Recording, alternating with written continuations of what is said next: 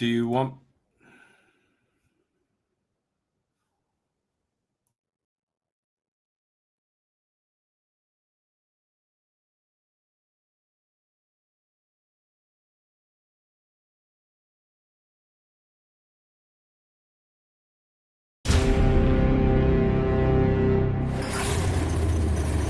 All across the universe. It's the Aussie Slot Car Show. Home Racing World, Area 51, and Shotgun Dave. Live.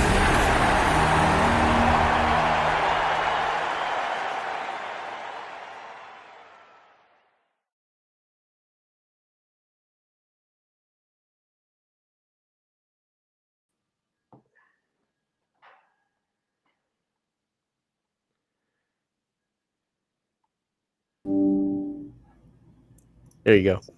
Have we got? There we are. Got sound. Welcome everyone to the Aussie Slot Car Show live. This special episode, we're sitting down with the guys from Home Racing World. We've got George and Shotgun Dave, and Harry is trying to connect with us. We've also got, of course, Husey and Shane from Slot Car Hub. So welcome everyone. There's quite a few people already in the chat. Chat's been going for about half an hour, I think. So just seen Deborah say reboot the sound. Can you hear us? Are we coming in loud and clear? I can hear you, Dick. I can hear you. Okay. Well, at first you weren't, but then you fixed it. Yep. Yeah. Okay.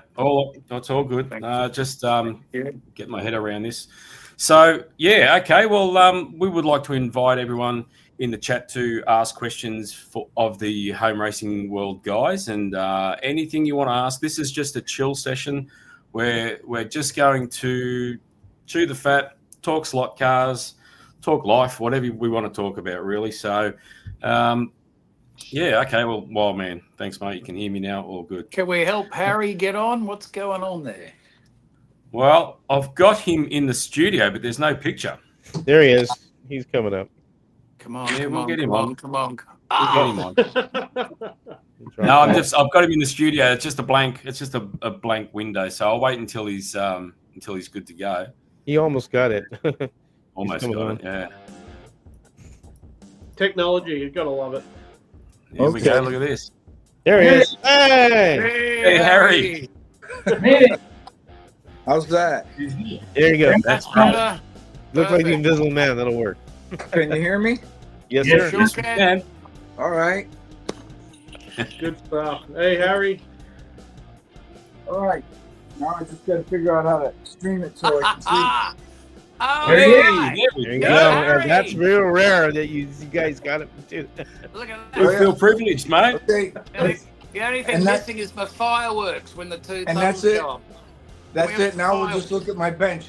Okay, there you go. World premiere right here, man. This is an event.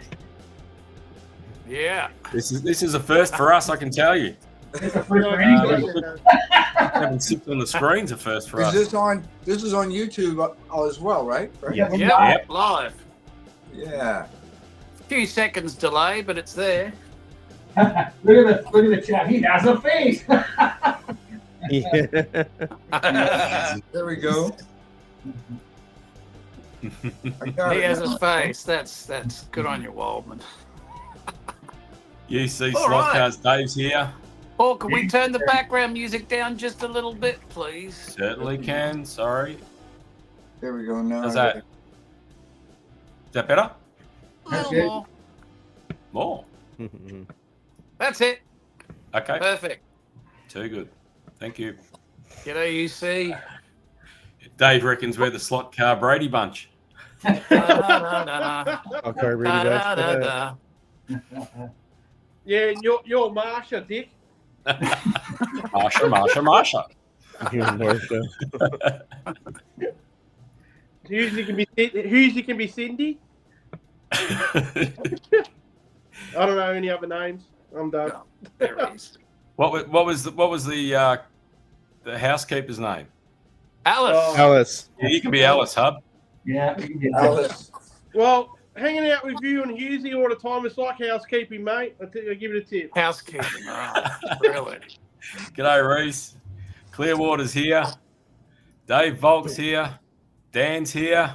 The whole We've got a game. good crowd. 51 and Really? growing. I gotta see my how to get I think the the. word's getting around that Harry's on camera. Yeah, send Yeah. messages out, folks. Send messages out to all your friends. Harry's on camera. Good You on you, saw it Harry. here first. Yeah, right. Hey. Chris. Just- Yeah, cool. Everyone's jumping on board. And I gotta say for sure that this is definitely Slot Car Jesus approved, man. yeah, right. Thanks, right. Dave. Oh, mine's There. missing. Look, Hub's got one there, too. Hub? Cool. Good stuff. I got to paint him. I got to find some time and paint him up.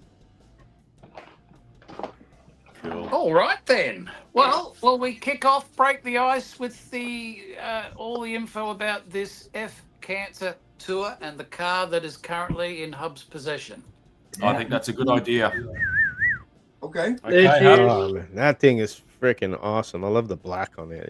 Nice. It just breaks up the other color up, nicely. Yeah.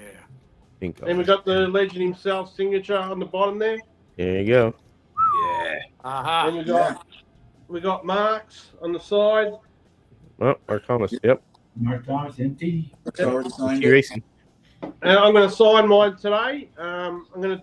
Hey, Harry, you sent these ties with it. Can I chuck these on? Because one of these ties is pretty average.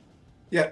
I just sent them as spares, so in case we need to change them.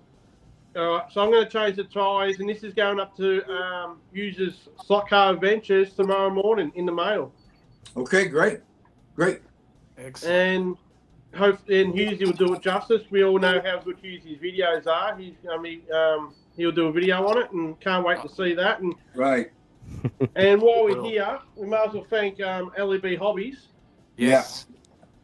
Yep. and in Harry Pennsylvania. Wise Home Racing World for doing this, because this is a good cause, and it's good to Absolutely. talk about it. Now, just for the people, Harry, that don't quite know what's going on here, Harry, could you just give us a quick refresher? I saw that car, those colors that NSR were releasing, and of course the pink. I saw that, and knowing Shane and others that I know have been going through the cancer battle, and myself, I thought it would be a neat little idea to get this car and to just kind of share it with people, to send it out there, and to remind everybody to get their screening, to get checked. That, we don't like to talk about, but some of us are getting older. Not you, but some of us. And We're all getting older, mate. it's important to get checked every year. You should get checked and get screened and everything, because unfortunately we've lost too many good people, and we can't afford to do that anymore. And we need to get checked. So it's just a thing to get people out there and remind them, put them in their head, hey, this is fun. We're having fun, everything else, but don't miss your appointment. Go get checked. Go get screened, and fuck cancer. Right. Definitely. Yeah, Absolutely. 100%, Well said, Harry. mate. Well said. I'll just give you another good look at the car. Isn't it gorgeous? Really Yeah, there's gotta, the you gotta figure. hand it to NSR. There's the fuck Yep, cancer. it is. You got to hand it to NSR for doing that, because that's their latest mold. That's Lord. I mean, that right there, that's top of the food chain for them, in performance and racing for their, and then to release it in all these different colors. I mean, you don't always need a prototype, a 1-to-1 exact match, to have fun with these cars. And this is a perfect example. So I'm glad you guys have it, and man, wear it out. Yeah, I've done about 50 laps in it. I had a mate over last Tuesday night. He did about 30, Anthony, and Dave from UC was over yesterday for Charlotte's birthday. He did about 10 or 20 laps with it. It's a great car. It's a nice car. We just got to change the tyre on it. I reckon one of the tyres is a bit dodgy, so I'll change that today, and we'll ship it off to Jane. And I figure we'll probably have to buy some more tires as we go along. If somebody needs them, have them shipped out, because we're gonna wear them out. That's great. And we've got a bag of stickers, as Harry's kindly donated. So I've Oh. taken a couple out, and as it goes around, everybody grab a sticker. Yeah, Take all what- right. Great take what you idea. need, and Good. yeah, awesome stuff. What sort Yeah, of pen do I I'm- need to sign on the box? I've got the pen. Harry put a pen in it in the Oh, Oh, box. yeah, cool. yeah. Great, Please, great. please do that. Yeah. Yeah. Yeah, and then we'll be able to see you race it and run it, you know, at your track and everything. Because what a great Yeah. track. Yeah, Mrs. Here's H a is message. very keen to race the pink car. She can't wait till it gets here. Yeah. Digger's got a good message too. He said it can't just be a simple blood test. His cancer did not show markers in his blood. So if you feel or notice something's wrong, go and get it checked out. That's Good right. advice. That's right. Good advice. That's right. And You know. Dave said he's happy to put in for tyres. Mhm. No problems. Yeah. Yeah. So if you feel or notice something wrong, please go. Yeah, absolutely. Don't wait. Don't wait. Shane and, you know, Dave and George and all that know, you know, my tumor showed itself pretty quickly, you know, and I put it off for a little bit. I'm like, oh, it'll go away. It's not going to go away. You're going to want it to, but you don't want it to. And That's right. anyway, everybody knows this is why I don't go on camera a lot, but you can see there, that's all the damage from my radiation and everything, you know. So I'm lucky to be here, but there's some people that are not. So like you said, don't wait, don't hesitate, just go. Because Yeah. we want you to stick around and we want you to play cars with us, okay? So, Yeah. Yeah. 100%. you know. And it's good to have you here, Harry. This car here is only the first car. I want to do this like every year, you know. Cool. Yeah. Yeah. Yeah. We'll just pick another car or whatever, you know. Maybe Skill Auto got some one of those, you know. Who knows? It might be a Slotted, you know. Yeah. Maybe not this one because not everybody. Is that New is that acquisition. the new Mazda, Harry? Yeah, I that's saw new you got Mazda. the new Mazda. Yeah, I don't know. So I'm like, yeah, I had to have that. I don't know why. Yeah, that's on my list. I like that one. Yeah, it's you got to hand it to these guys. You know, this is the GT NSR. Just got that in from Professor Motor. You know, all of these cars they're at the top of the food chain. So these are the kind of cars we can put in the mail. Like the NSR, I know I can put it in the mail and it's gonna run. You know, Yeah. we don't have to rebuild it or anything. It's gonna run. So Yeah. we'll see how tough they are. You know. And reliability in cars, especially the good brands, you take them out of the box, and they just run. You know, and that's awesome for what you've done here, sending a car around the world. We all know what some of the postage systems like, and for it to arrive on the other side of the planet, Hub's taken it out of the box, put it on the track, and off it went. Is just fantastic. Off it went. Yeah. Yep. Yeah. No doubt in my mind. You know. When that car come to me and Harry, all of us were getting a little bit worried because it was probably a week late, and sure enough, they've come to my house. Pretty much no one's home. They've just taken it back to the post office. Haven't left a little card or nothing in the letterbox. So it was sitting at my local post office for about a week, which is only 5 minutes away, and we didn't even know. And we were starting to panic. Yeah. And Harry sent me the tracking number, and we got onto it, and we found it. So bloody thank God for that too. Oh yeah. I'm like, oh, you can lose anything. Don't lose this. Yeah, 100%. I'm going to be interested to watch and see when the pen disappears. Someone's going to lose the pen for sure. Well, hopefully there's not a worldwide Sharpie shortage, so we'll be okay with that. You know. But yeah, I want everybody to sign it, you know, and everything, because you know, there's just so many people that went through the battles already, that are going through them right now. And we've all had our experiences with it, and so that's basically what all this about. So I appreciate you guys willing to run it. No, it's our pleasure, mate. On really nice tracks, not like mine, but like really nice ones. You know, Yeah. you guys got real tracks. So, And this is about everybody too that watches this, not just the people that are going to get the car. This is about everybody across the board that has that's right. that That's has right. cancer or knows someone with cancer. This is not just about us. This is about everybody that watches us. That's right. And That's this right. is what it's for. Yep. And so I think it'll be a lot of fun as you guys get the cars and it goes from track to track to have people, you know, if they don't do the YouTube, if they don't do videos, that's great. Take photos, just make a race report, check in, whatever, on the Facebook group or just YouTube or I don't care where, you know, the forum, whatever. You know, Yeah. be great. Yeah. And, Scotty from Mount Dunedin Racing. And then, Scotty from Mount Dunedin George will get Raceway. it, Dave Sorry, will get it, everybody will get it. It'll be great. Yeah. Yep. Awesome. I've just got a comment on the screen from Scotty at Mount Dunedin Raceway. Maybe 3A3D could make a special car for the next one. Hey, So, there's an idea. There's an idea. great idea, Scotty. Yeah. Great idea, mate. Yeah. Yeah, I don't know. Well, I'll let Dave. I'll let Shock back because he's the one that's My car? juices. Yeah. Him and George. Hold him.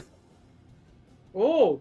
Oh, That's What's a that? Monaro. Monaro. No. Pontiac Nice. GTO. AKA Holden GTO in Commodore the United Monaro. States. That's Yeah. actually my car.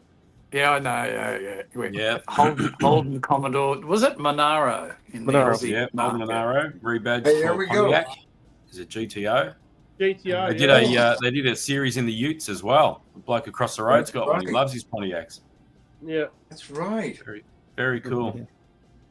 Yeah. Yeah, that's George's. Yeah, hold on. I'm gonna get something. All right. Off the topic, I found the whoopee cushion too, by the way, from last Thursday night. If anyone's interested. Oh, really? Okay, Yeah. let's see which one performs the best. Give it a squeeze. Sounds constipated. It's not real.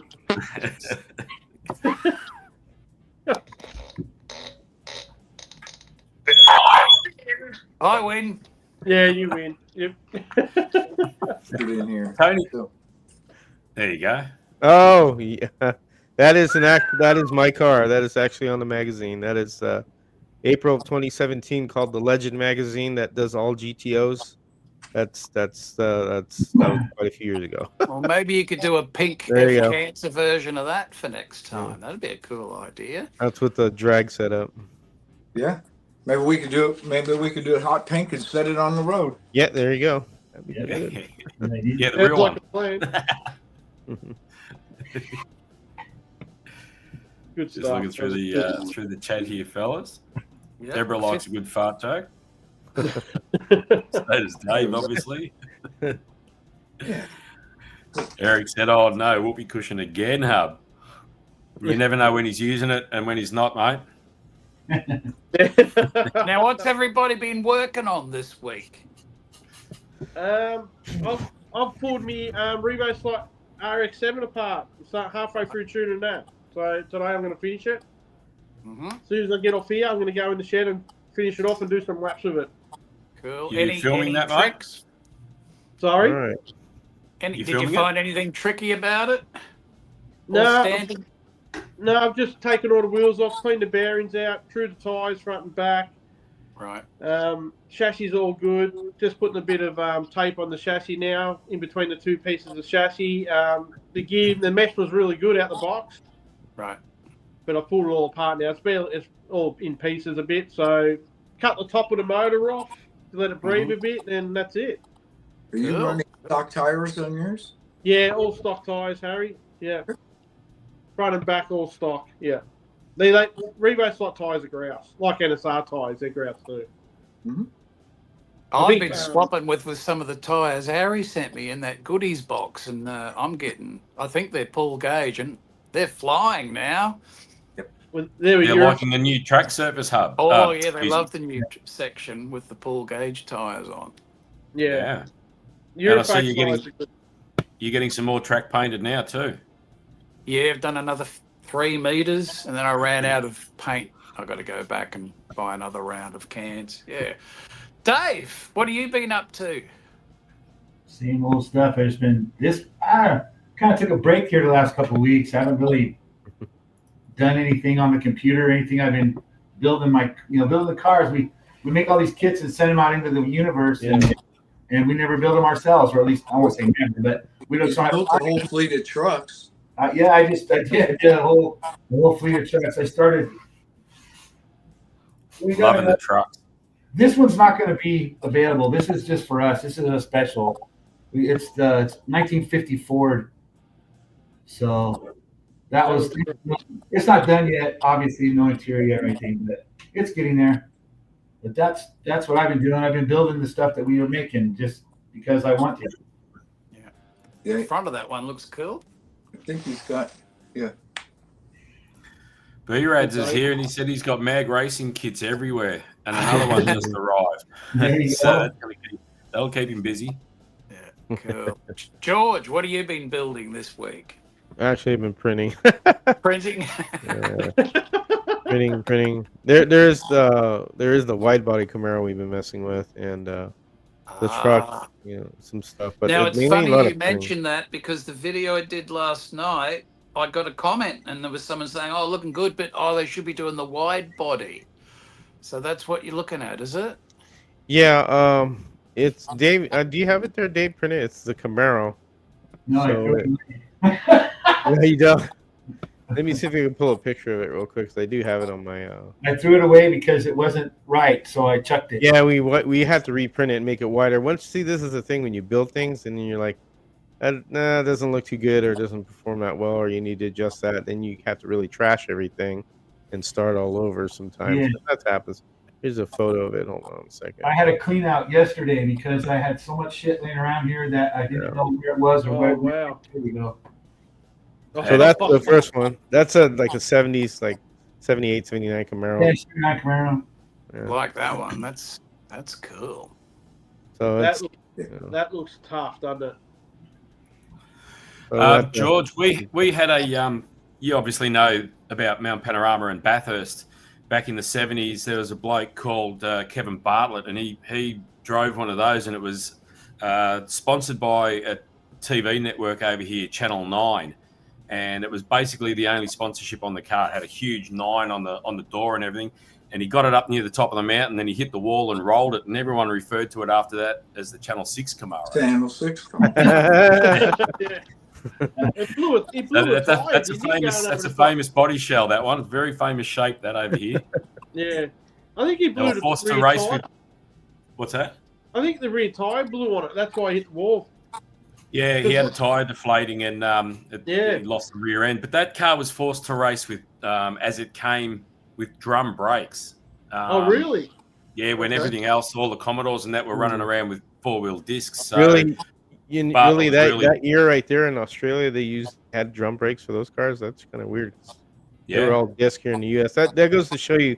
So the Monaro and the GTO is completely different than the Monaro because the gas tank is positioned different because, of course, the United States has different crash standards or where things need to be than what you guys have. So that would make sense what you're saying there about drum brakes. So that's interesting. But I think the Australian cars are awesome looking. I wish they would be able to get them here, but to import them here is so expensive. My favorite one has always been the Mad Max. The Falcon XB1. I love that car. Yeah. Cool car. So, do you have we know all about do you have them in Scar Electric, George? What's that again? Do you have them in Scar Electric cars, those cars, the Mad Max? Yeah, I have a Scale Electric one.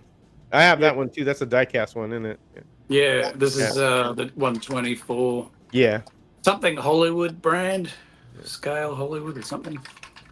Yeah. Yeah, I have a Scale Electric one. I still have it. I like that car. It's just a real cool looking car. And I love the movie. That's pop culture here in the US. That movie was awesome. Yeah. Harry, what have you been building this week, mate? Working on several cars.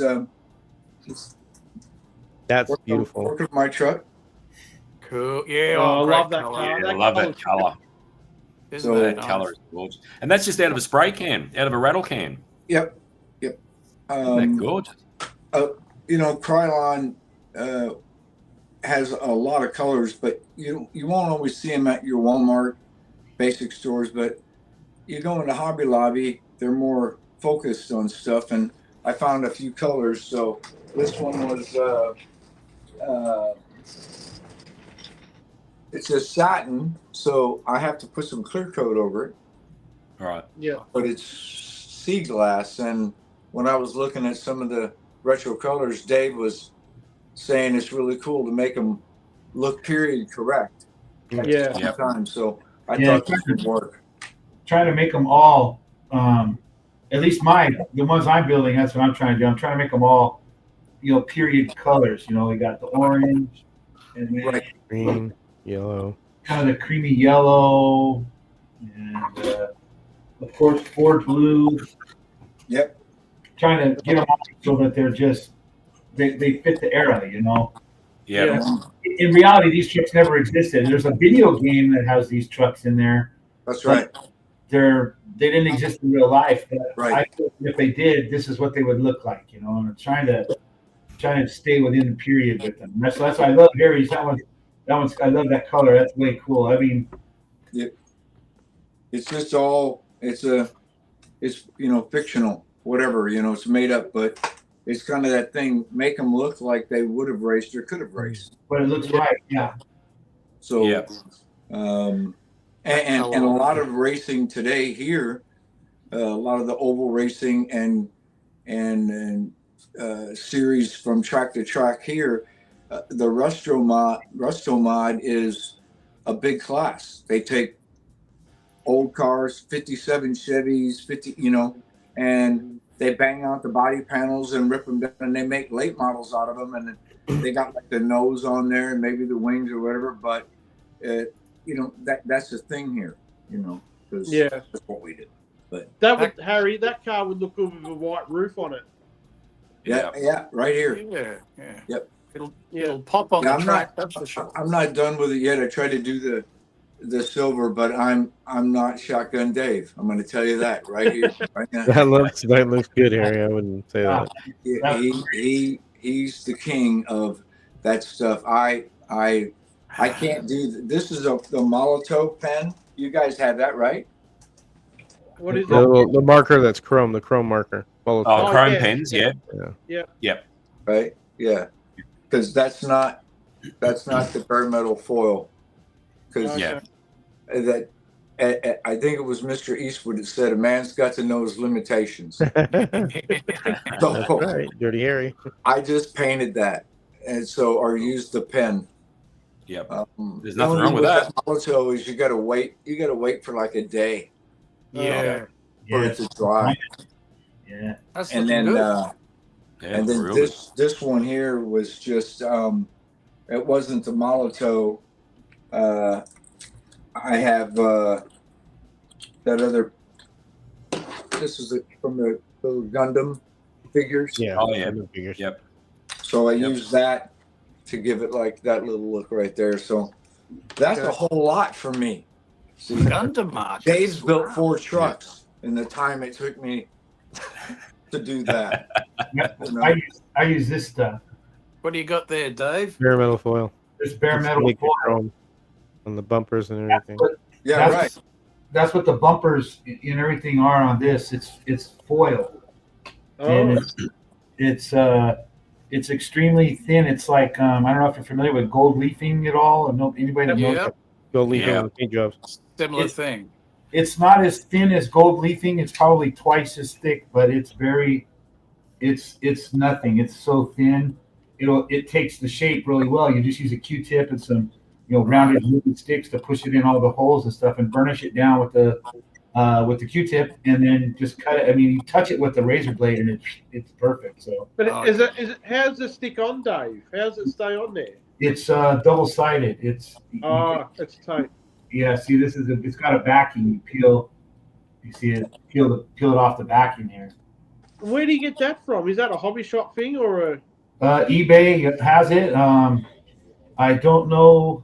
I don't know if any hobby shop here. Like out here, we have Hobby Lobby. And I think you can get it from them. But eBay. I mean, that's probably the easiest place. Okay. And that's what it's called. It's just called bare metal foil. And That's There it. you go. Just Perfect. I just hold it up there for a second, mate, because Jeff's Train World has asked.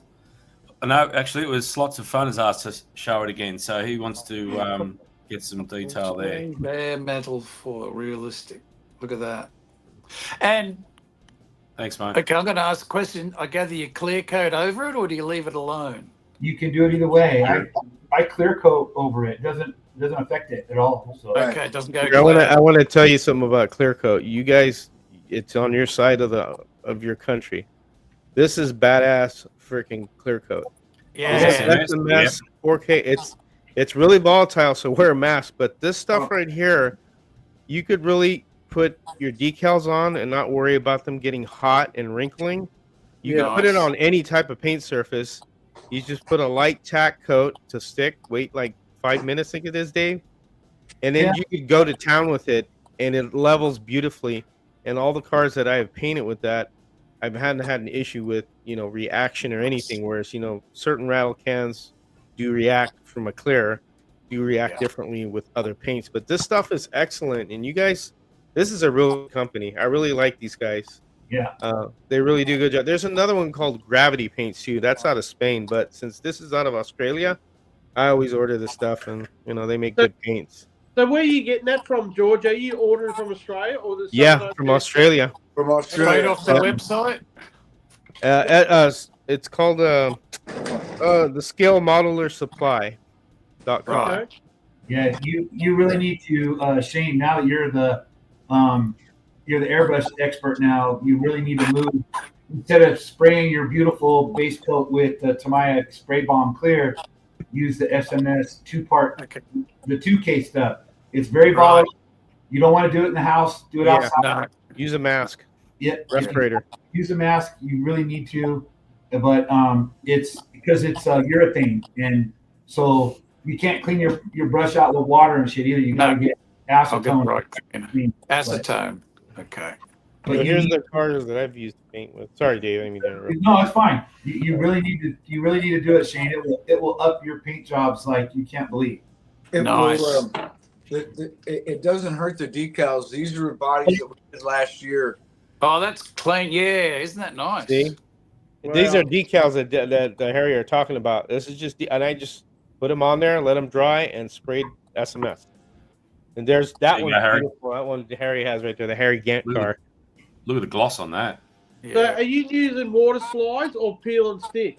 These are water slides, and you know that the white is the first to get attacked by clear, right? Gotcha. Okay. And we laid this on thick last year when we did our video. We just poured it on here, man. And I watched that video. Yeah. I couldn't believe how much you were putting on. And then this car, this was in the proxy, right? Got banged around. And oh man, it had its ass handed to it, and it's still here. That's a pretty testament. This is usually where my car ends up, is on like that. And but this clear coat, I'm not much of an airbrush guy, but George and Dave, once we did it, there's no looking back, really. Excellent. If you're gonna using the airbrush to clear with, it's not as good. You need. You guys have something similar to what we have out here, Harbor Freight. They sell cheap tools. Yes. Like who? Like gun.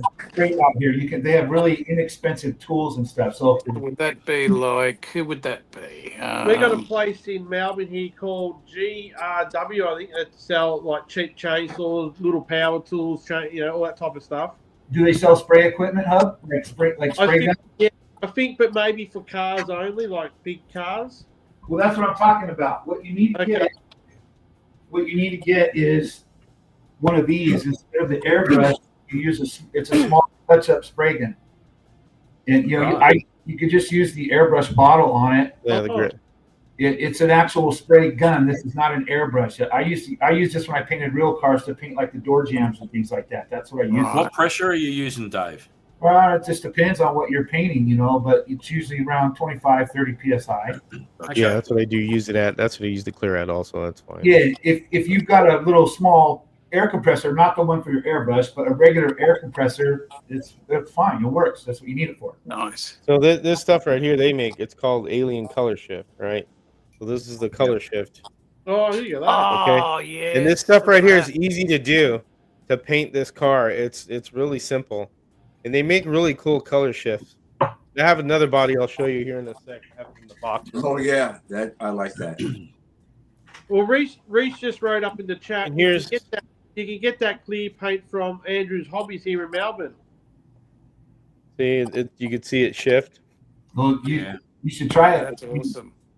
If you guys I wish we could get it here. There's nobody stocks it here. We have to buy it from Australia, but it's not. It costs like $25-$30 to get that kit shipped. It's worth it. Yeah. I was pretty sure that they have got a distributor in the States. No, they have it in Guam. Guam is a part of the U.S. It's Guam. Oh, okay. So right. you know what? I'll just get it from you guys. It's buy direct. It's funny. You order it and we get it here in less than 2 weeks. I mean, that's pretty that's quick. fine.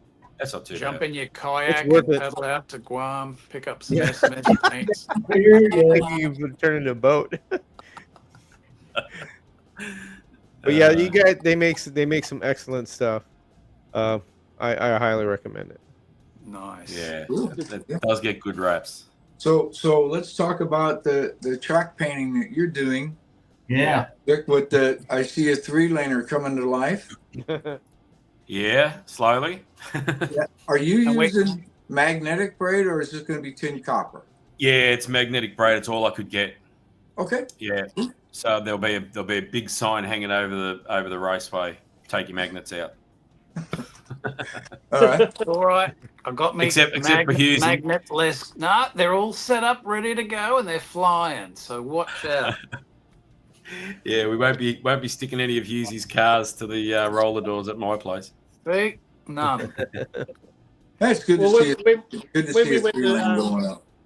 When we went to Thanks, Pat's last, we had a big race meeting up at Pat's, and me and Hughesy had a little bet going, and I build my quickest Rebo slot. Hughesy can build his quickest Carrera car, and he put 3 freaking magnets in it. So, and at the end of the race, we stuck it to the roller door, and didn't move. Yeah, but it was That was just great. a setup to give you the Taylor Swift light tower built for it. I It didn't worked out care good. about win or lose. He's getting that tower. Yeah, it worked out good.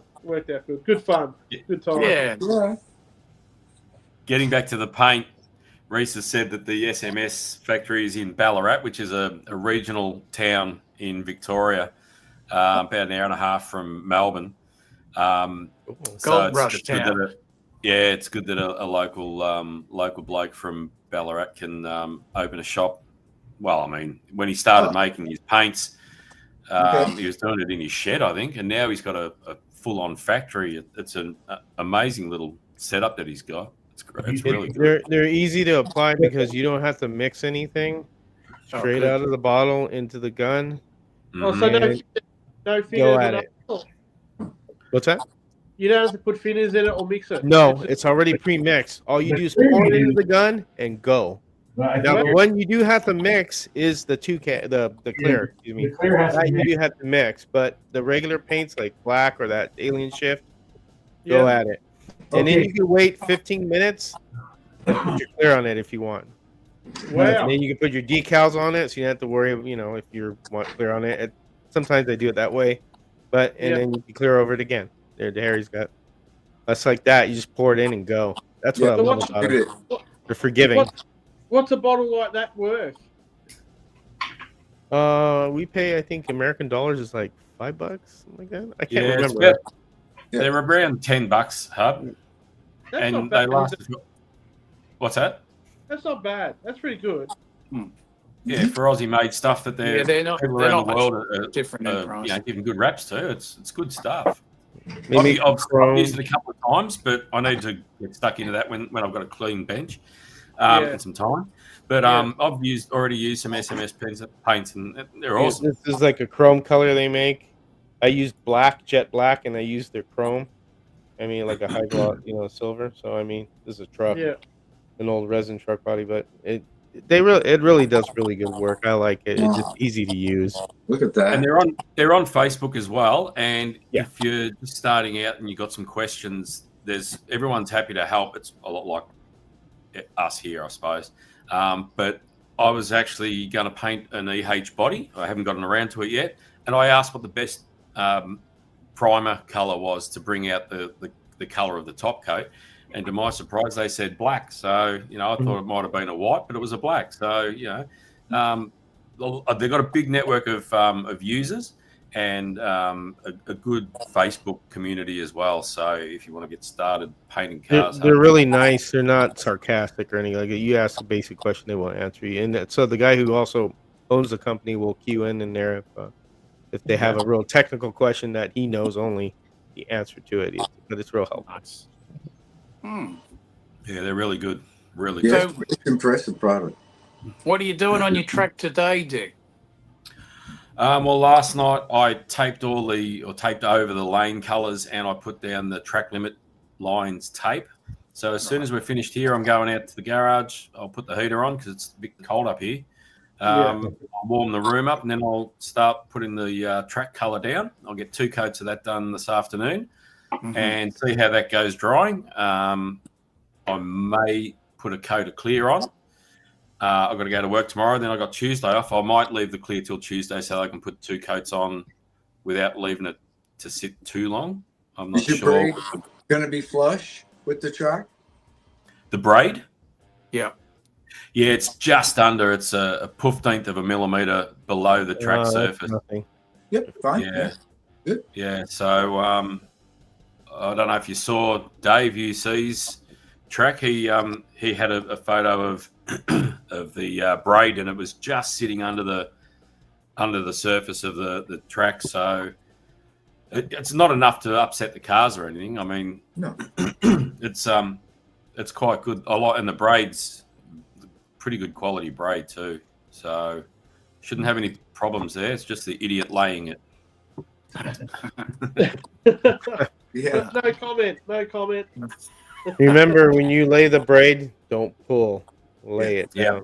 That's the trick too. You gotta lay It's it down. hard not to. Steve hard to B do. from Highway Slot Cars has lent me his roller as well, so I've got the benefit Is of it, a roller. does it already have the adhesive backing, or do you have to put that on? Yeah, it's a 3M double-sided tape that's Yeah. applied to the That's braid it. straight away. Right. So yeah, I've taken the easy option. Yeah, I know. I love that. That's the SEC. Their braid that we've used here Yeah, I have it on all my tracks. is pre-taped, so we don't have to do the glue. I'd rather piss pine cones than to mess with that shit. Yeah, We don't have to do that. Kevin has actually used that on one of his tracks he had to do, and it was kind of a pain in the butt. It would come up. So it's better to have it, pre-taped. Oh, So you just lay it. It makes the process a lot easier. I'll have to Yeah, share right. some pictures with you of when Steve, Bob from Soccer Corner, and Dickie Pearson, when they came out here to rebraid my track to be the first track, and we had this machine, this roller, this machine and pulley system that was to apply the tape, the 3M tape to the braid. Right. And at the time, they're like, "Do you think that we should offer this pre-tape?" And I'm like, "Oh, you've got to, because no one's going to do this." Yeah, it's too much work. I mean, just put it on there, but the amount of time that it took us to do the track, 80% of that time was putting that tape on there and getting it through the machine and making sure it was all good. Other than that, we were done in a couple hours. Yeah. Well, I've been a long time since I braided a track, about 15 years. So I'll start off just taking my time and making sure I'm doing a good job, I think, because you really only get one shot. Yeah, it'll be a great track. What size is it? It's 5.2 meters by 3.1 meters, which is about 15 feet by 10 feet. Oh, yeah.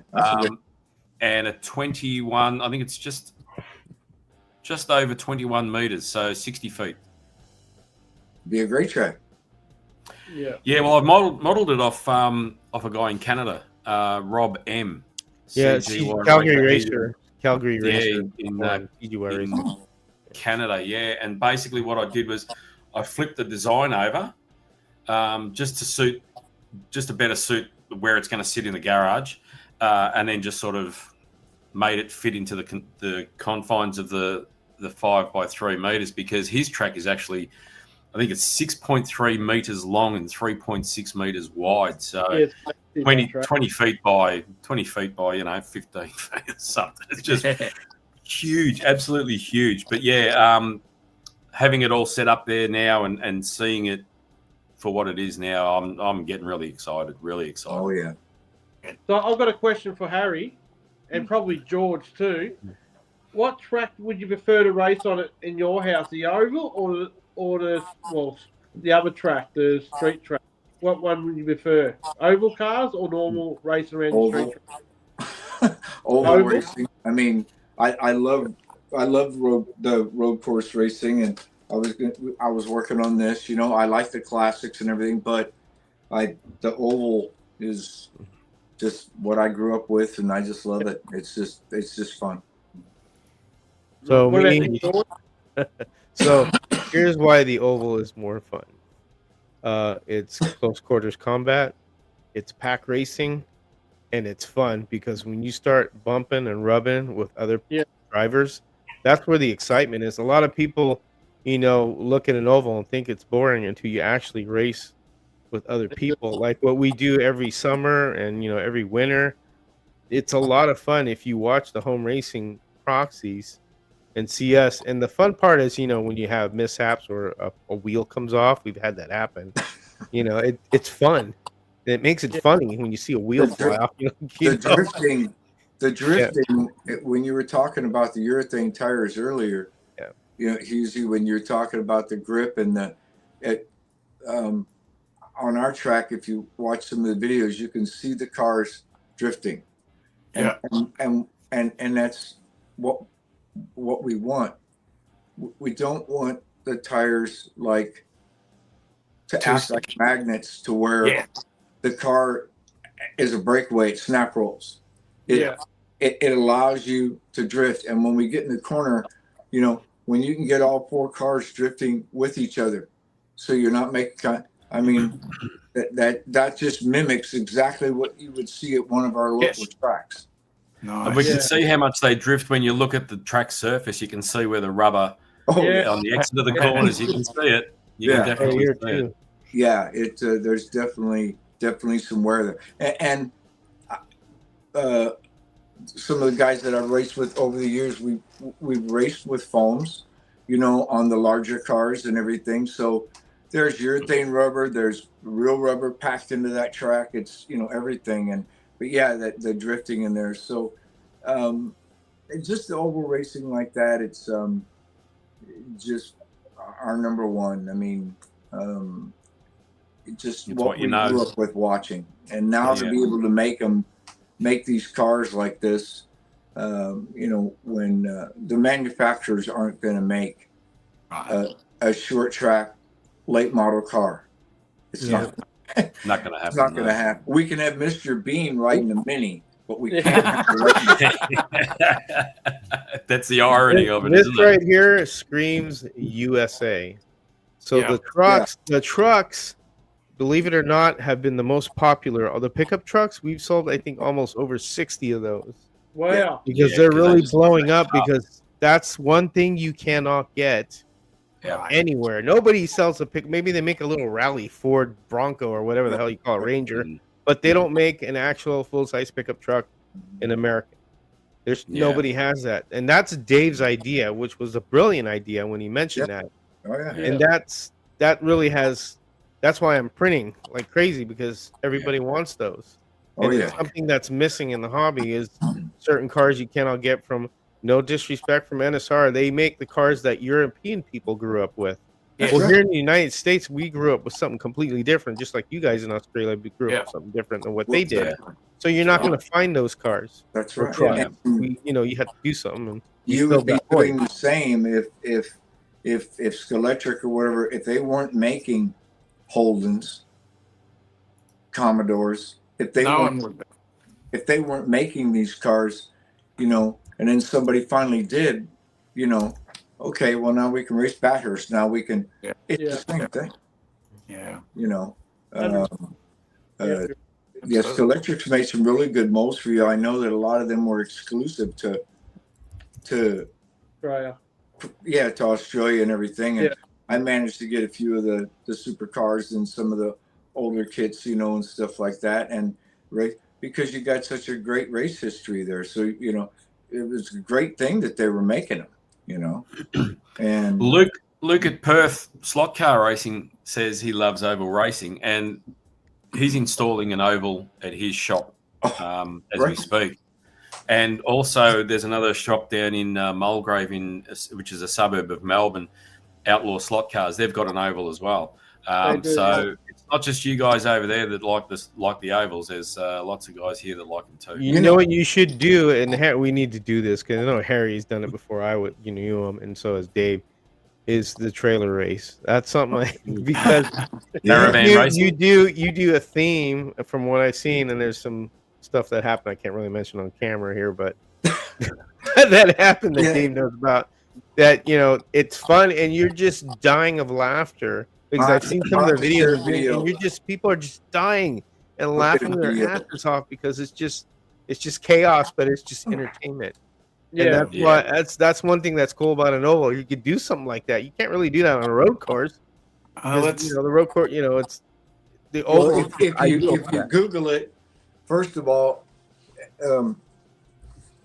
it's a real thing. You should know that Americans will race anything, even if they shouldn't. And trailer racing is a thing. Boat trailers, campers, stuff like this. You know, so you hook them up to your chart and you go around the track. And the theme of my trailer was the PETA, people eating, tasting animals theme. Love it. And I had pigs and cows, little plastic things. So when the roof would get smashed off, all the little animals would go all over. You run over them. So you run over it, you know. But yeah, it's just a fun, lighthearted way. But you know, we relate it to oval racing to NASCAR and these late models and stuff. But you know, it also is Indy cars. Right. Open wheel. And when I first got sick, I bought the 86, 89 NSRs, right? The F1, whatever the generic, but they're so generic, and you know them, they're wider. Yes. They remind me of the old Schelectric IRL cars. Right. And the old nincompoops. Remember, they were wider. Yeah. And I thought, you know, these things are just generic. They would make a great, like, Indy IRL oval racing car. Right. So I bought them with that intent that we were going to just tune them up and race them because they were just generic out here on the oval. And it's all the fun you can stand to race those like that. Yeah. That's what it's all about. God, they're like you know, they're lightning, and those big thicker tires that NSR has in the back of those things. Yeah. I mean, man, that's like putting it's like a rubber magnet. It just sticks to the track. And Hub likes the F1. Man, they're a blast. Yeah. Don't you, Hub? You really reckon they're pretty good, those F1s, the NSRs? Yeah, the NSRs, but F1's in real life. I can't stand it anymore. I can't watch it. Nah. Oh, yeah, I don't know crap about them. And I just those right there, they're just based on the wider. If you compare them with the modern today's F1, you know how narrow they are. Long and narrow. You know. Yeah. But the wider ones. Some of the most fun we ever had was the old nincompoop, the F1s with the steering. Yeah. Yeah. Oh, those things were great. And they were wider. They had a better stance, a better track to them, and Yeah. they were a blast. And these NSRs and the scale autos too, same thing. So I can race them on the oval. I'll just tell everybody, hey, they're just Indy cars. My opinion with racing in real life is oval racing for me is the best in the world, like sprint cars and super rods and late models. You can't beat. You go and watch it, and there's a guy at the back, and he can go to first within 2 laps and pass 8 cars.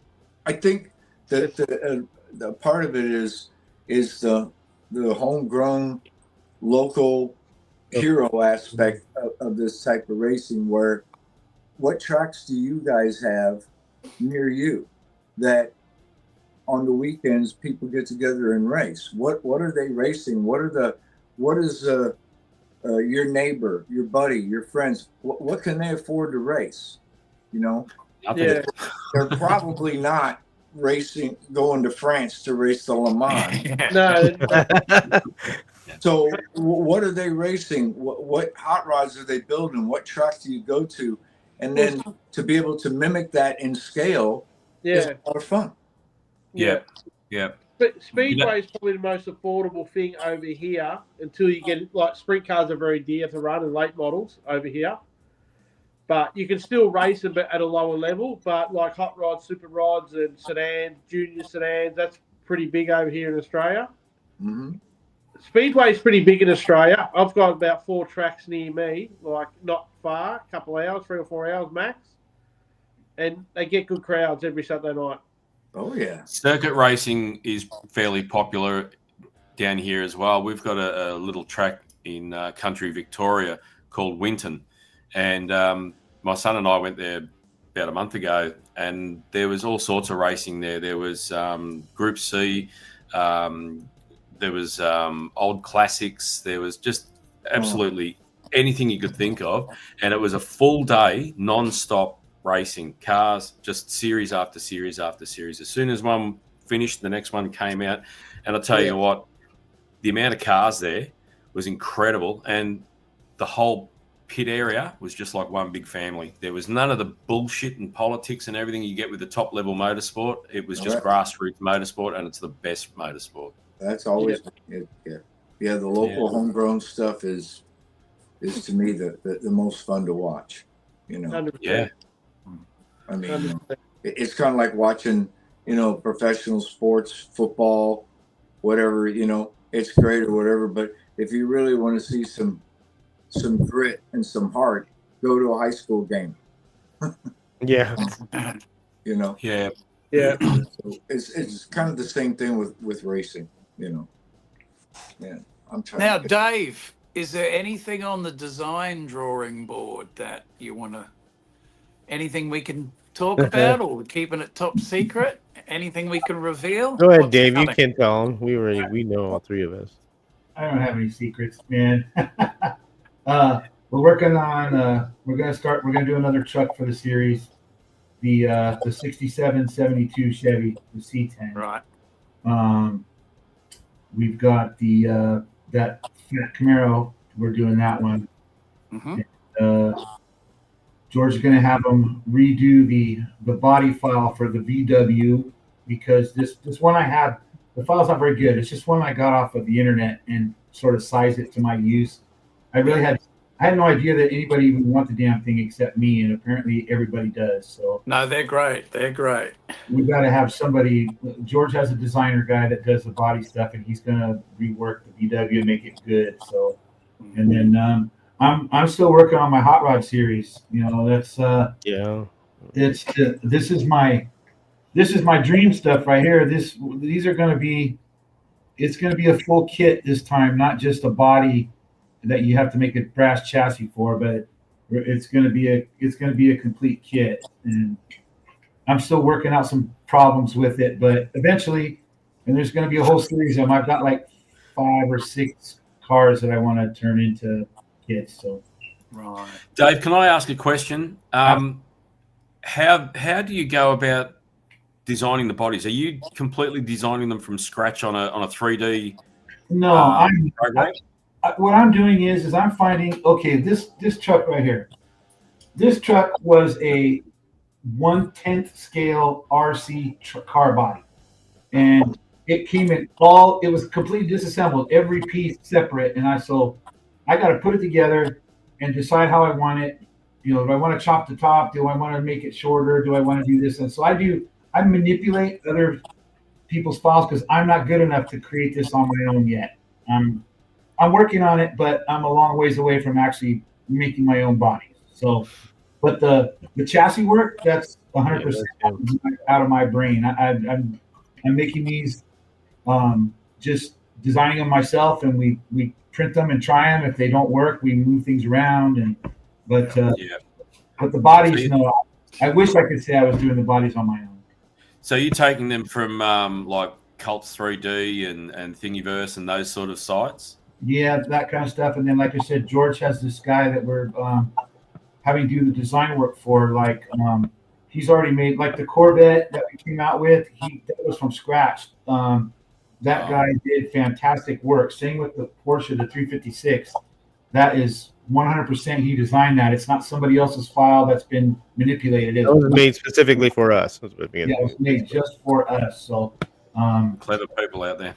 Yeah, and then once I get the body from him, all of our bodies have mounts in them. So I do all that, and then of course there's a lot of scaling involved too. Or if you want to shave something off, it's got some little thing on it that we don't want. I'll remove that or whatever. But for the most part, though, yeah, I just use somebody else's files, and I've taken some of these cars. I've taken a couple, 2 or 3 different files and chopped them up and put them together. So somebody else's, it's 3 or 4 different people's that I put together. So Frankenstein cars. Yeah, if they come out good like this, then I'm totally happy. I don't care where the file comes from. As long as I can how good the file is how well it will print. Like I tell everybody, garbage in, garbage out. There have been so many files when we first started this, a year and a half ago now. And Right. They were really bad. And then, you look at them on the picture. Man, that looks cool. We'll print that. You print it, and it looks like a turd. Right. Like one of these, show me your shit, it's like, oh, what a disappointment. It's like, that didn't come out right, what the hell? And so that's an interesting point, George. So the photo and the files looking enticing. Because how many people have downloaded those files and then printed them out and wondering what the hell's going on? Because it looks nothing like it. They blame themselves. It's the file. It's the file. This Volkswagen was a prime example. I mean, it looks pretty good now because I sanded the shit out of it to get it smooth. But in places where you can see all the little lines and vertices in there that you probably can't even. You might be able to see it on camera. Yeah. Real rigidity, a lot of ridges to it and stuff. And we can't put something out like that. We can't expect somebody to have to spend hours sanding this stuff. It's not what people want. Those cars have got a real Pioneer Legends vibe. They could be your Pioneer Legends. That's what I thought too. I didn't think that anybody else. I figured there might have been 2 other people on the planet that gave a shit about those cars, and apparently there's a lot more that do, because Steve down at Slot Car Corner has been getting phone calls. Hey, when are those Volkswagens coming out? I've been banging the door down for them. Yeah, so we'll make that one happen eventually. It's just it takes time. But like the Remember those Volkswagen Beetles, the M&M cars, the blue and red one, blue and white and red and white, wasn't there, from memory? Yeah, Revell had them. Revell had the Fun Cut Bugs. That was the exact same car as this, but you can't get those anymore unless you buy them off like eBay or something. They're expensive as hell. So why not? That's what made me do it. It's like I always wanted those cars, but I'm not going to pay the kind of money they want for them. So, and they don't go to best neither. The Revels, like out the box, you got to do a lot of work to them. Yeah, they take a lot of work. So why not? If I'm going to work, I might as well just make my own. You just have to replace everything under the body screws. That's all. Yeah, right. Here's another point to what we do also. So, I'm not going to bash MR Slot Car, but the Corvette they have, it's okay, because you know why? This is the thing. He's not really there at the factory where the company that's making it, which is obviously China, because he's away from that. So he may give him a design, and the way they work over there, it's like, well, he just wants it to kind of look like this. And then when you get it, it's like, well, it doesn't look, really the scale with us, like that Corvette and those Trans Am cars. You ask Dave and Harry, I would look at thing and I go, this thing ain't right, man. We need to adjust this because it looks too boxy. And then we'd go back to the guy to tell him to adjust this. And we did that several times with some of these cars. The guy was real patient, but I paid him a lot. We paid him a lot of money to get this done. To get one of those cars designed takes a lot of money, and then you have to get that money back. You don't get rich off this.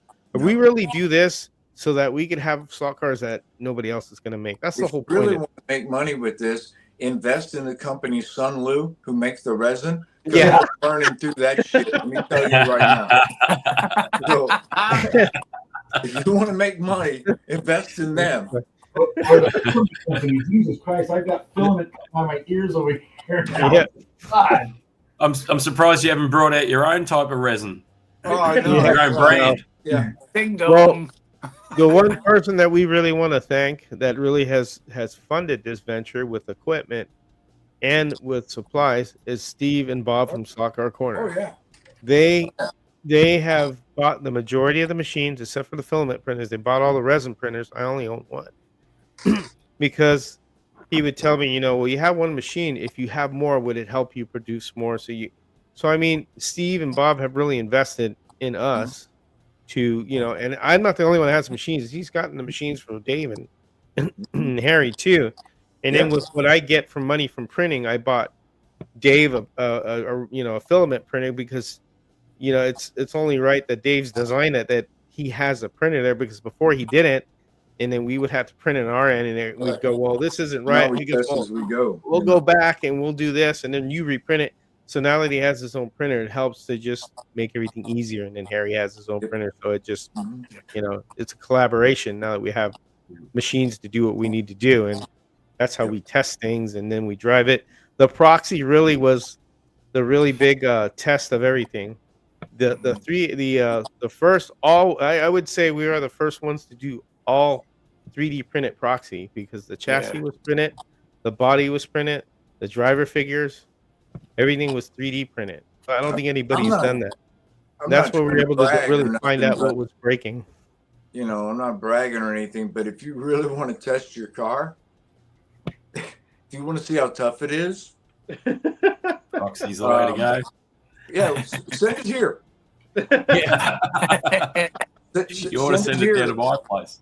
Send it here with my crew for a race on the oval, and you'll find out real fast how tough it is. When I test it, wait till Steve Stone is there. Yeah. Wait till this winter when Stone and Steve get here and everything, because some people have no filter verbally. He has no filter with that. So, keep going. If he can, he's gonna break it. Yeah, if you get sideways in front of him, it's not an accident, it's an opportunity. Yeah. So folks, be sure to add a few extra coats of clear when Yeah. you're washing. Invest in SMS. Yeah. Right. That's why a lot of the chassis that we've done, we've improved them. After that, we improved the pod, we've improved the chassis. We found out what broke and what didn't break. Because in the beginning, when we were doing them in resin, and I was ramming them over here, I mean real hard, full throttle, just to test stuff. Right. And we were breaking the guide, holders that holds the guide, obviously the flag. And I was breaking a lot. And once we really got it to the point on resin where it didn't break, then we knew in filament it would never break. It'd be pretty hard to do it. You'd have to really break the shit out of it, Yeah. Well, I mean, when you guys, how often do you guys do your club racing? Like once a week?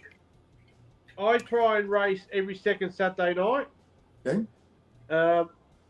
There is racing during the week over here. There's a lot of racing. You can probably go 3 times a week over here in my area, at least 3 times a week. Yeah. Most of the commercial shops have got racing during the day. it's not a just a weekend thing or a nightly thing, but there's some of the shops they will have just fun races, but somewhere you can go and race. If you don't have a track, that you can find somewhere to go and race someone somewhere. Now, usually you don't. Do you hold any events there? I personally don't know. I'm strictly a home hobbyist. Right. And so, but there's no tracks near you. You Not many. It's you've got to travel. There's not a lot near me. Well, that's what. Well, Dave is home racing, and I, maybe once or twice a year, when I hold the showdown is when, the guys come over. I've got a couple local guys, Mark, Dennis, whatever. But basically, we're just solo racing. We don't have any groups around, because you look at Missouri, we're like the armpit of America. Here we are. There's nothing around here.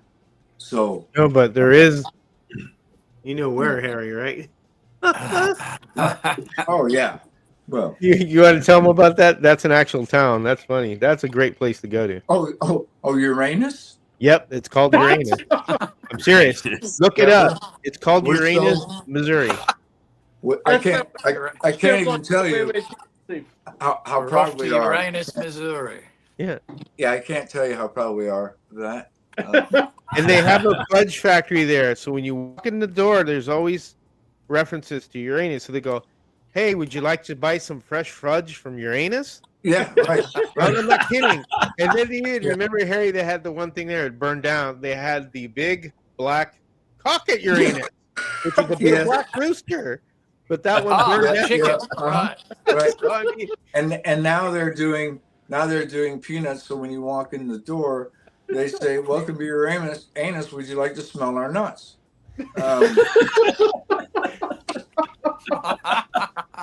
Harry, tell them the history of that place, because that used to be a strip club, and it's actually its own strip club.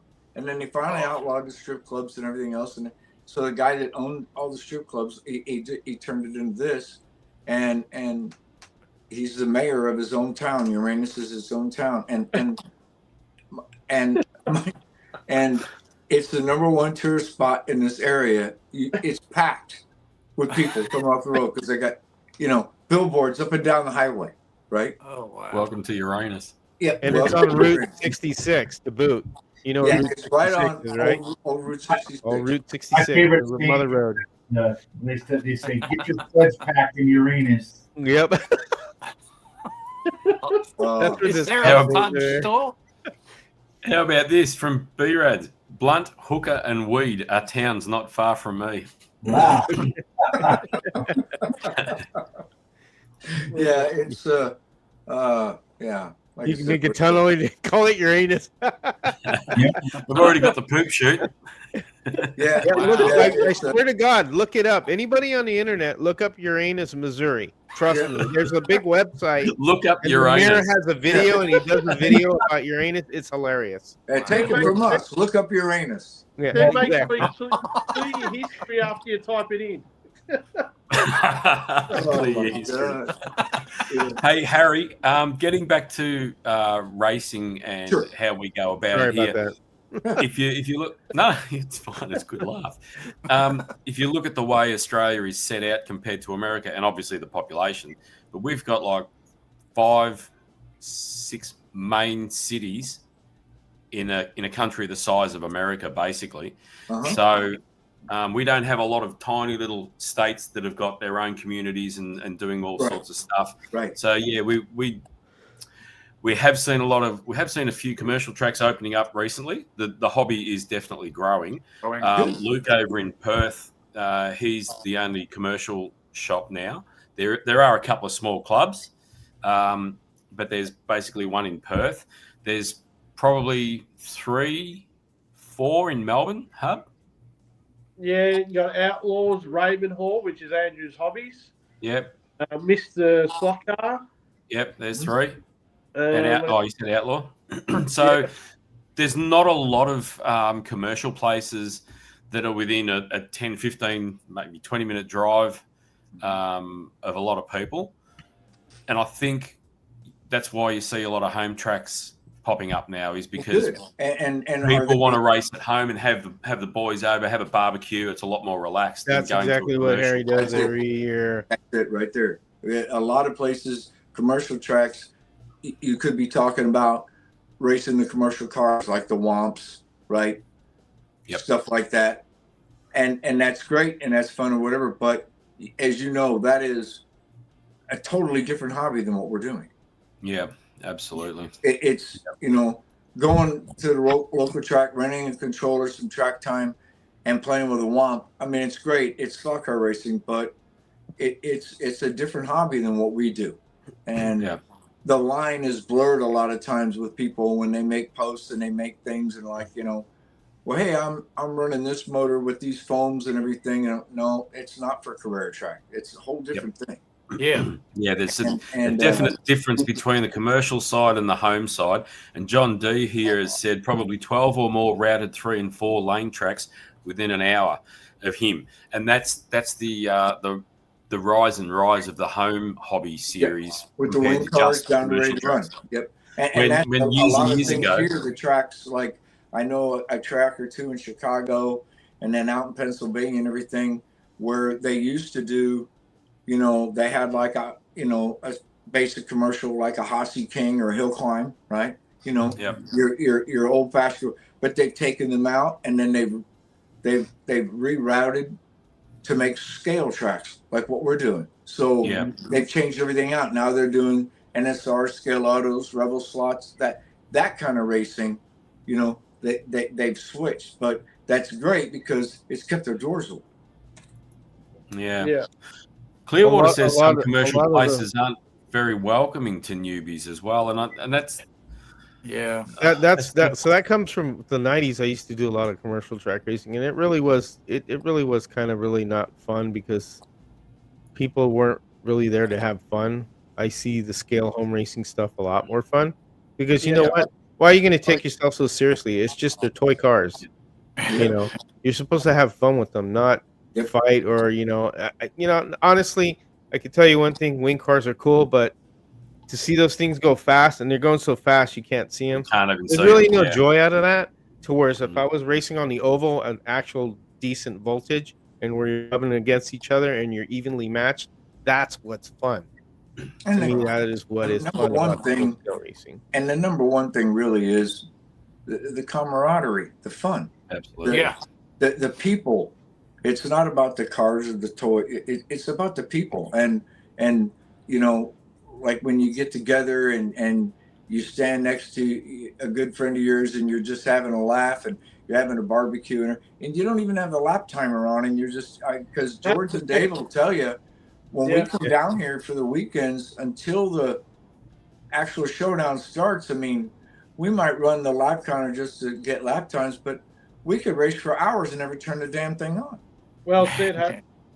When I go in my shed, I don't turn the lap timer on anymore. I don't do it. I just do laps and enjoy the cars. That's why I don't race commercial anymore. I'm in love with the slot cars and the fun in the shed with the barbecues and. I don't like this car here. This little slotted. I mean, if you're going to race slotted classic class, you're probably not going to pick the one with the gigantic wing sticking out of the top. and I've taken the motor out and I put in an 18K Predator to Slow it down. to make it a little bit more classic. I just put some F22 rubber on, you know, whatever, and just basic setup, everything. But I'm not racing this in anger. It's just for me to go out on the track and enjoy it. Every time that we've gone there, we sit there and we've done videos. Lives where last time we were there was Dave, you know, myself. We had those GT40s, and we're just sitting there chatting, and we're just running them. We're just running them, and we're talking. That's the enjoyment. You have a nice, you know, smooth running car, and not has to be fast, but you can just cruise it. That's very relaxed. We're sitting there talking about other crap while we're just sitting here racing. You know, it's just that's just the fun of it, and you know, it's those friendships and the stuff like that. You know, it sounds corny, but that's where the fun is. You know, is getting together and whatever. I mean, having a good sized burger. You know. Yeah. And, you know, Yeah. I mean, that's All that Well, that's- all this 3A 3D stuff really started was over an idea of just, I had told Harry, hey, there's a 3D printing because before these guys would do, and I didn't never did it, but Dave and Harry had done it, and they'd shown me they do the actual casting, which is a lot more work and a lot more time, and you only get 20 pulls out of it, and then you have to make another mold, and then the Yeah. silicone's very expensive. You ask Dave, was it like $100 for 2 parts of silicone? Yeah, It's a lot of work, but that's what they did before the technology we have. And I approached Harry and go, they have a printer that they're coming out, the Saturn IV, and I've been seeing bodies online. Why don't we just try and do something like that and see what would come out of it? That's what started all this, just a conversation. And Harry going, "Oh, I got the machine for you." I was like, "What the hell are you doing?" I said, This is Showdown Cars, and that's where all this started. Was in 1/32 scale was to make cars so we could race on the oval, right? Mhm. And it started there because the manufacturers aren't going to make them, and then we used to make them out of resin with the mold. Yep. Like that. Resin bodies. Right. Heavy. Resin bodies. This is actually from a Lionel, the O-gauge Lionel car. Right. Yeah.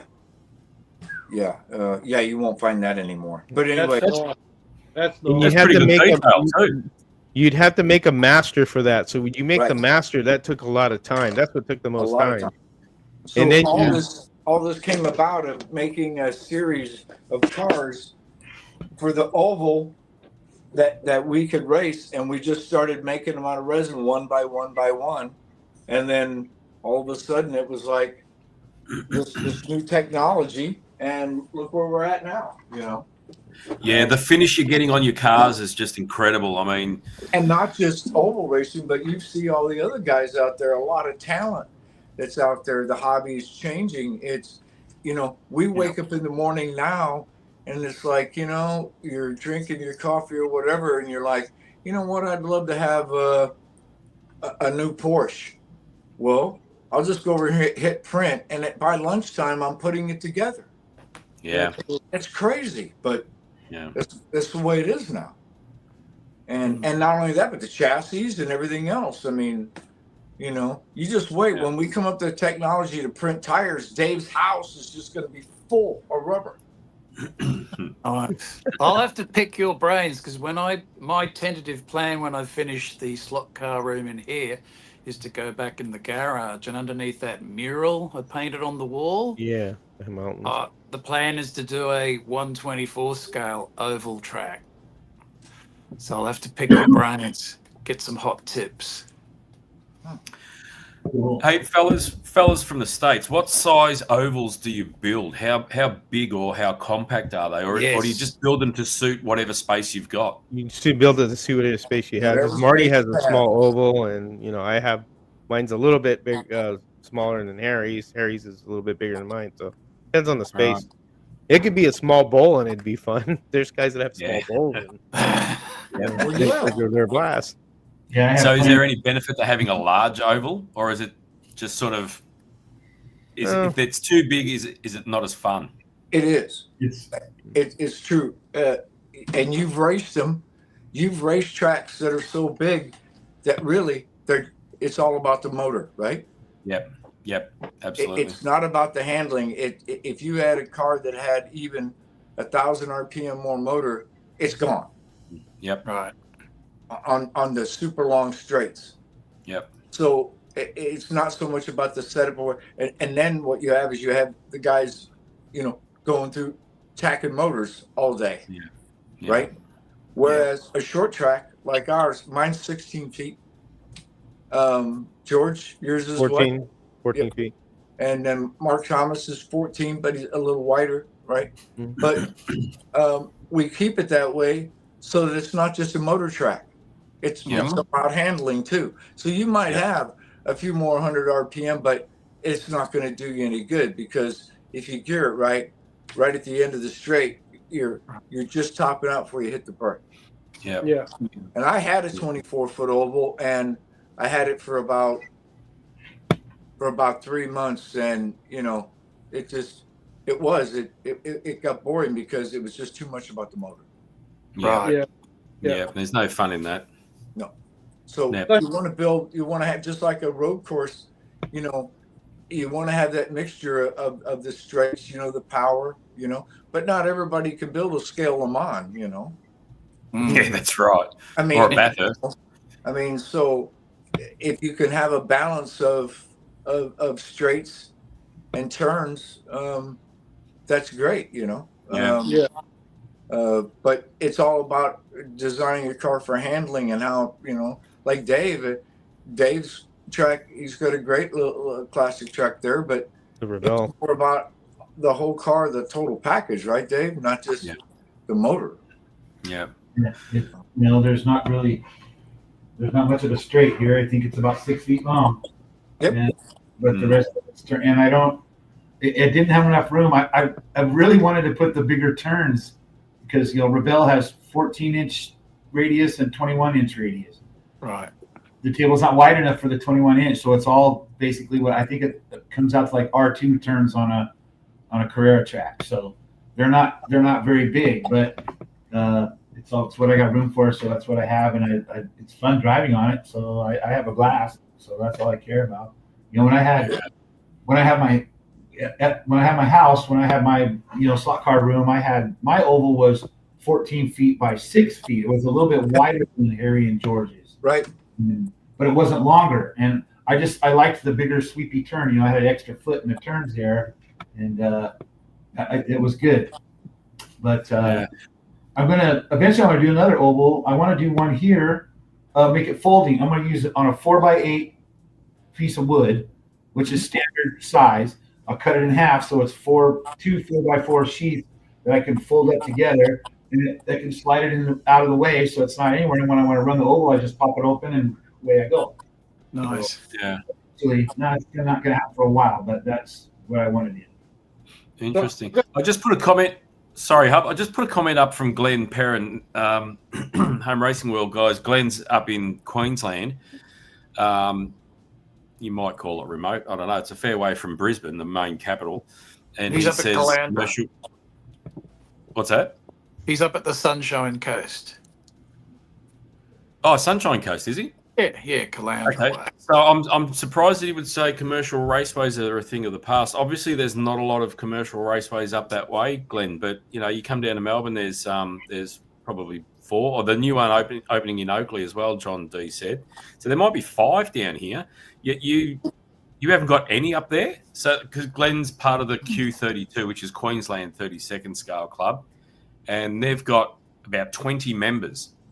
And they've got plenty of home tracks to race on. So maybe that's killing off the commercial tracks. I don't know. Well, what's good so here in the U.S. there's a place in California. I know it because I've been there. It's been a while since I've seen California. In 8 years. It's called Motown Raceway, and what they've done to kind of like compensate for not just running a flexi chassis, they do series where they race scale auto and all that, and that's what some of those tracks I think are doing, just to keep people interested. And it's cool to have a different class of car, and then just running one flexi chassis or a WOMP or wing cars. You mix it up by adding Revo slot, competition and NSR, blah blah blah, so forth. So that they really they're need to adapting that way. So this way they don't just stick with one thing. Yeah, that's what I was going to say. They really need to diversify and give people access to everything that's out there. Plastic tracks, different plastic tracks, wood tracks, ovals, race tracks, all that sort of stuff. Because there's so many different facets to slot cars now than what there was 20, 30 years ago, that if the commercial places aren't giving everyone an opportunity to taste everything, then you're only targeting one audience, I suppose. So I've got a question. Well, the commercial raceways obviously are not. They're not that prevalent here anymore. No. They just dried up and went away, and it's just a smaller hobby than it used to be. It's just having a Schwinn orange crate bike used to be really cool when I was a kid, and Yeah. My grandkids could care less about a bike. What do you mean? You want me to pedal it? No. Yeah, exactly. Exactly. It should have a battery, Grandpa. I want to go. And Yeah. a phone holder. So And a phone holder. Yeah. I You're mean, gonna ask a question, Hub? Just a question to the three boys overseas there. Who thought of the name Three Amigos? How did that come apart? Oh, you know who did that? That is Slot Slaughter. Oh, Yeah, did he? He has credit for that. Yeah.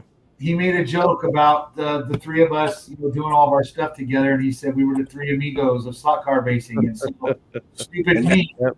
I busted my program and I made that sticker, and the rest is history, as they say. Steve Slot Car Corner saw that and went, "We're using that," and the next He loved that. yeah. Then Sawtell SCC's like, "Oh, that's perfect. That's what we're going to use." And then we like to use the phrase that you guys use. We're not here to fuck spiders. That's the one. That's one of the That's phrases. the one. And we ride at dawn is the other one. So Yeah. So I just asked about the tri-oval. Yeah, you can make a tri-oval some of the most fun. If you have the room and the width, do it. Yeah. It's great. You can make a tri-oval like Tyler. You can make a D shape, sort of like a Darlington, whatever. You have a little apex, whatever. I mean, I've seen some people. One of the guys over in New Zealand did the Brickyard, the Indy. Yeah. With like a rectangle. It just there's no limits. It's like a road course. Build what you want. Yep. Whatever makes you happy. That's whatever you like, build it. Yep. You know, I mean, starting with plastic track is smart. Find a design that you like, see what works, whatever, and then if you want to route it, then route it. yeah, because it's a big mistake to route something, and then if you don't like it, you're stuck with it. Yeah. You cannot go back, and then you wasted money and time. I used to. I always wanted to do a one with more scenery, but I'm just not good at it. And I see Hughesy's track, and I'm like, man, I love that. I mean, It's a carnival. There's so much going on, though. I love it. It's a freak show. Well, it's like model railroad. There's a lot of people out there that have the plywood Pacifics, right, where they got the track, no scenery.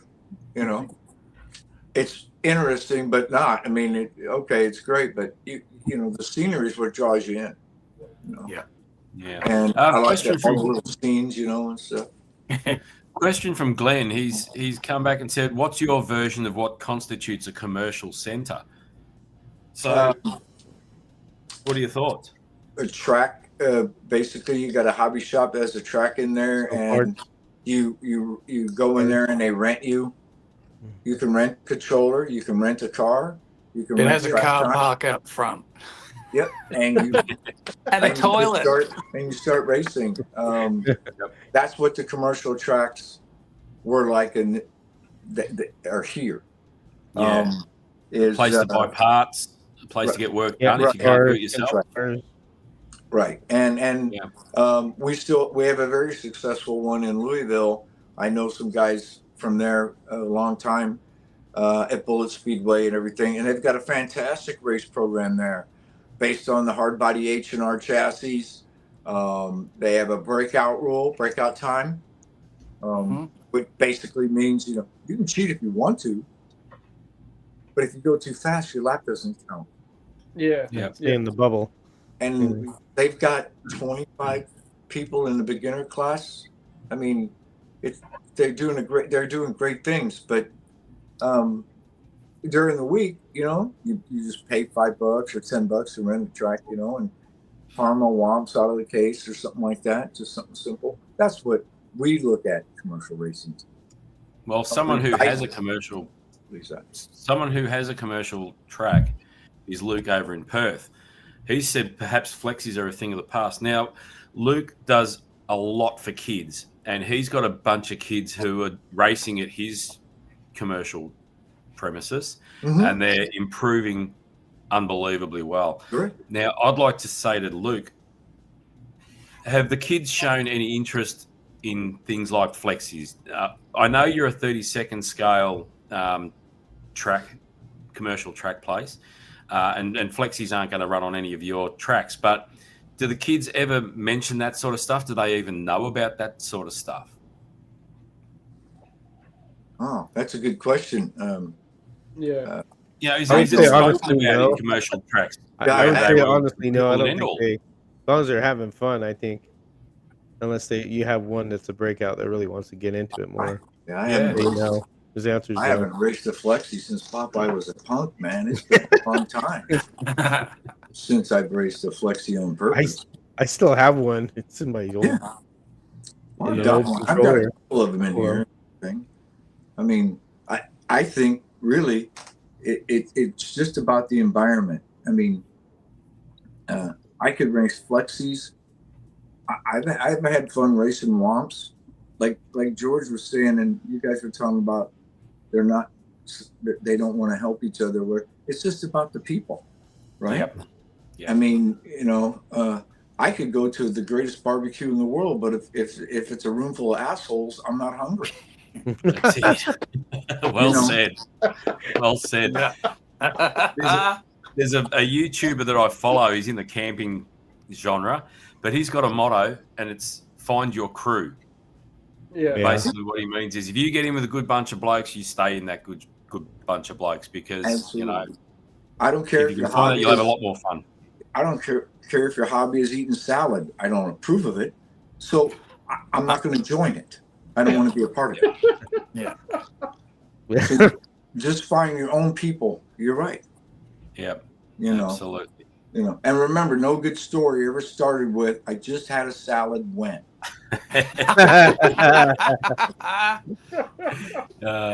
No, you're right. Find your crew. Yep, absolutely. Find the ones. And you guys obviously have, and you're all over the country. You're from one side to the other. Yeah. And look at a shared interest has done for you. I guys. don't have anybody that lives close to me and wants anything to do with me. It has to be far away. I don't know how that feels. Yeah. But that's what the internet. That's what this is all about. I mean, we don't say it enough, but if it wouldn't be for this little invention, I don't know where I'd hobby'd be. Yeah. I remember when we started HRW and back in those days in the forums and everything. I mean, all you ever heard was, I didn't even know this hobby still existed. That's all you heard. Yep. Yeah. Yeah.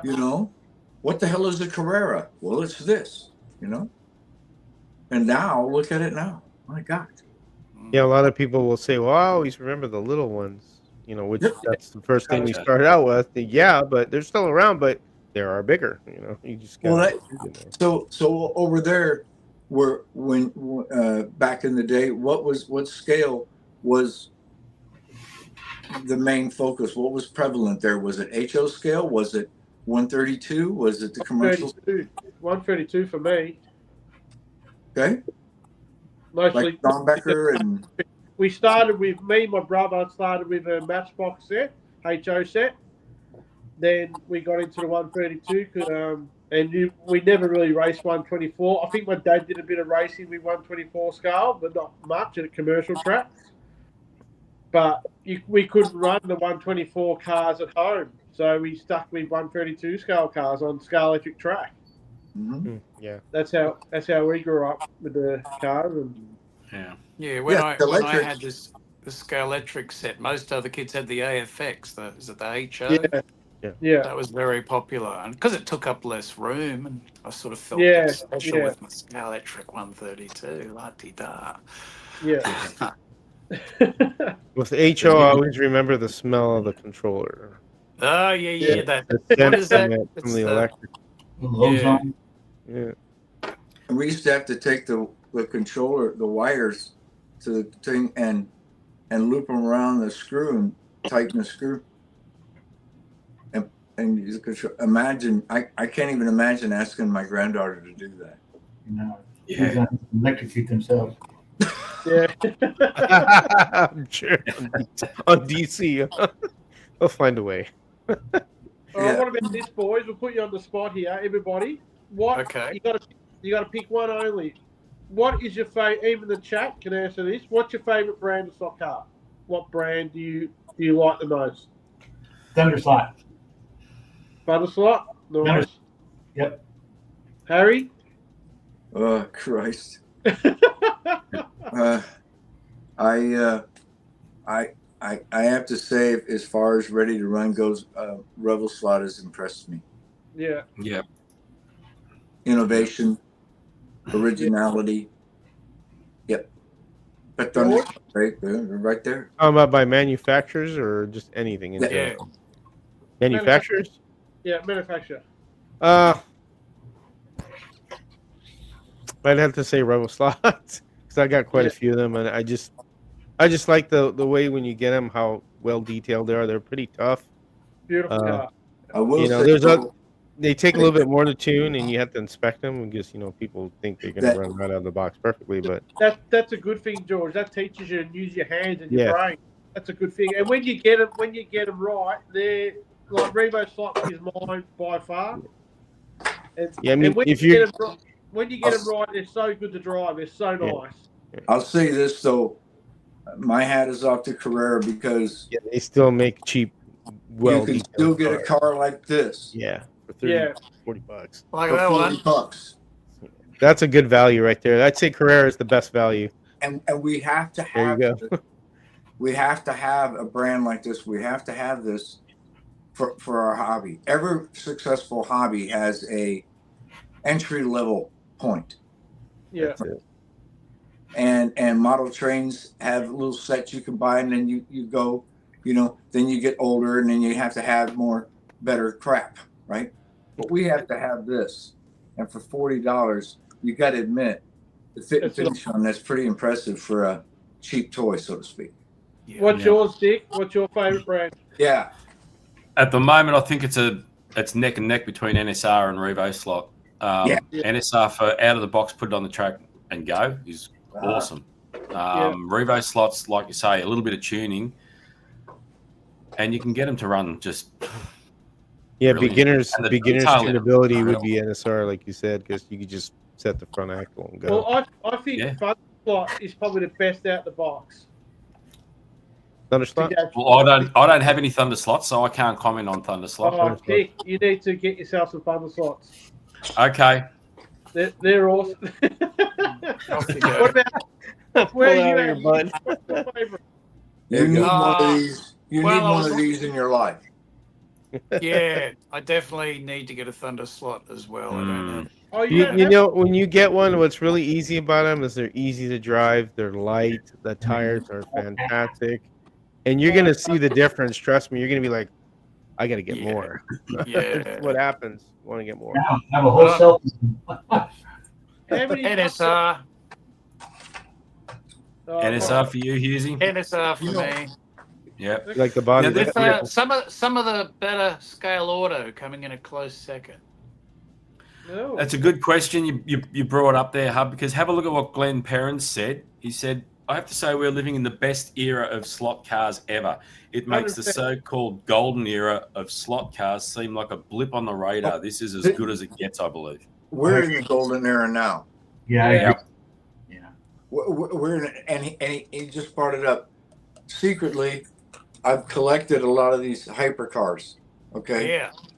And I can tell you that I absolutely don't know crap about these cars until I read about them and the history of them and everything. But when Dave and George were down here, whatever, we had some of these cars too, and we just went crazy with it. They just run great. These cars. This is top of the food chain stuff, Yeah. And he's right. We are living in a golden age because if you look at it, when we're talking about these brands, we're talking about Thunder Slots, NSR, Scale Auto, Rebel Slot. All of these are advanced brands. Yeah.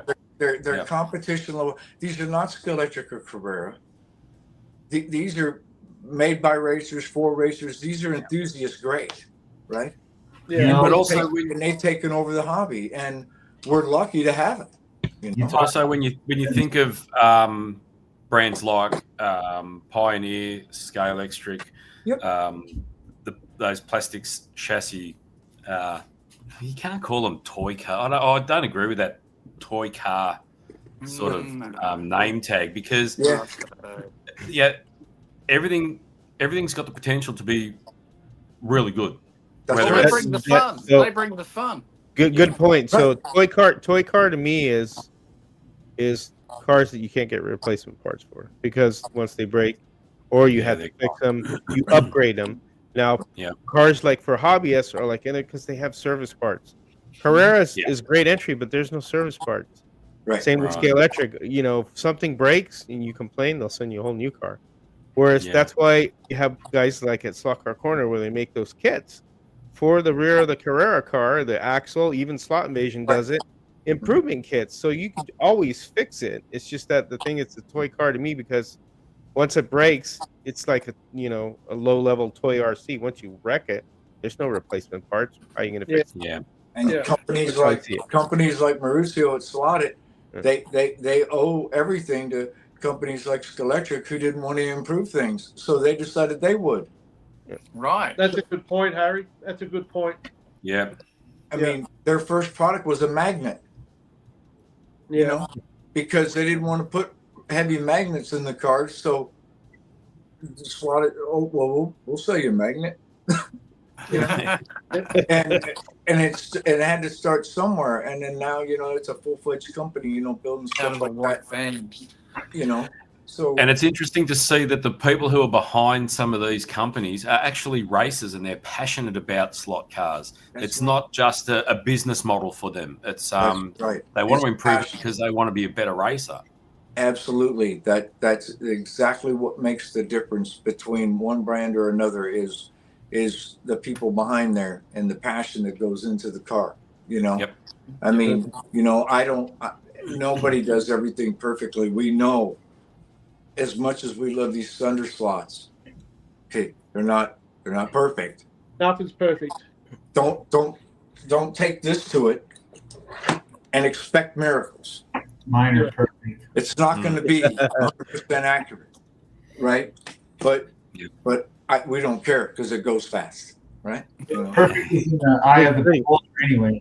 That's right. So we love them. They're great, and it has a great model to it. And when you think about the Can-Am series as a whole, that was a immensely popular series around back then. Yeah. It was no holds barred, balls out. Yeah. I mean, these cars could lap a Le Mans car. Well, they did. And the horsepower, the power and everything. And it took Thunderslot to bring it full force. Yeah. I mean, who knew the Datsuns and the Opals and little BMWs, Group 2, I can tell you almost everybody I knew didn't even know what Group 2 was. Yeah. Until Rebel Slot came out. and now it's all the fun we can stand, I mean, who would buy an Opal on purpose? But here we are doing it because somebody makes it. Well said. So how many Thunder slots would you have, Shotgun? Oh, I don't know. It's 8 maybe, I think. Why you choose Thunder slot? Because they're easier to set up, or just the look or the class? All of it. You pick them out of the case, you put them on the track, and 99.9% of the time the car runs. Yeah. And the only thing you really have to set up is the front end. That's really about it. You don't even chew the tires. Let the damn track chew the tires. They wear right in. And if you do have to set them up, are they easy enough to set up? Yeah. Oh hell yeah, they're easy as hell. They're ridiculously easy. Hey, Husey, even Dick could set a freaking Thunder slot up, mate. It's that easy. Very simple. Oh man, that's impressive. Couldn't be that. It couldn't be. Couldn't possibly be. Yeah, you probably could, Dick. You're probably pushing it, but I reckon you could probably get it done, mate. Maybe with you standing over my shoulder. I love my Thunder slots, man. How many people, Dick? How many people are you going to have in your local? How many people will come and race at my place? Yeah, right. Yeah, it's yours. Well, I race with the Aussie Racing guys. There's probably how many guys in that hub? 8, 10? There's probably 20 guys in it. On a good night, we get about 12. Maximum I've had here is 15. It depends on how far people are prepared to travel because I'm in a regional area, so I'm not close to a lot of the guys. I'm closest to Shane, and he's 40 minutes away. Yeah, 40 minutes, mate. And a lot of the guys live another 20, 30 minutes the other side of Shane. So, you're looking at well over an hour's drive just to go racing, which, look, I mean, I'm happy to do it if I've got nothing on and there's a slot for me, I'm there. And same with Scotty, he's down in Geelong, which is an hour's drive with traffic for him now. He drives an hour and a half to get to Alex's place. So if guys are willing to drive up, I'll have as many as want to come up. It doesn't bother me. A dozen blokes, fine. Oh yeah, I could probably ring about 5 or 6 people now, and I could have probably 10 people at my house tomorrow night if I planned it 24 hours. Yep. Are you guys run the same series every time you get together? Or do you have a different, Harry? You pick the track owner picks the class they want to run. Yep. Sounds fair. And mainly like so when I've designed my track, I went with 100 mil lane spacing, which is 4-inch lane spacing. Now I can get the smaller 24th scale cars on like the minis and the alphas. Yeah. We'll race them here. Some tracks are only 90 mil and it's just too tight for a 24. So you got to pick your weapons. Yeah. Is there an ideal spacing that I should consider when I have a go at building one? If you want to build exclusively 24th scale, Husey, then not exclusively, but I want to be able to run my BRMs. So you want 4-inch? You want 4-inch lane spacing if you're going to run big cars. 4-inch. 100 mil. 4-inch. So in other words, the middle from the one lane to the middle to the next 4 inches. That'll accommodate your big cars. You would primarily, your concern would be, since you're flying solo, is to have your apron, whatever lane you're in, to have enough room for the car to drift. Yeah. Yep. Okay. Yeah. Gotcha. Right? Now that's something I never have thought of. Because like George was saying, 4-inch, you measure from your slot, that width, right? Mm-hmm. So that you have the room for the car to drift. Right. So a good 4-inch apron like that would be ideal for you. I've got 130. Yeah, I put 130 mil on the outside of all the turns. Right. Just for plenty of room for even a 24 scale car to slide. Absolutely. Nice. Yeah. Because I'm hanging to really let this beast go. Oh, that's nice. So have a look at George's track. Here. Oh, he just lost it. No, I'm right here. That's beautiful. Can you see it? Yeah. Yep. Yeah. Okay. So, And of course, this one, 4-inch lane spacing. head to head. Can you guys see the track? I don't know. Oh, yeah. Sorry, George. Here's 4-inch lane spacing. Here's a 132nd car. I'm going to get a 124th. Hold on, I get a bunch of them.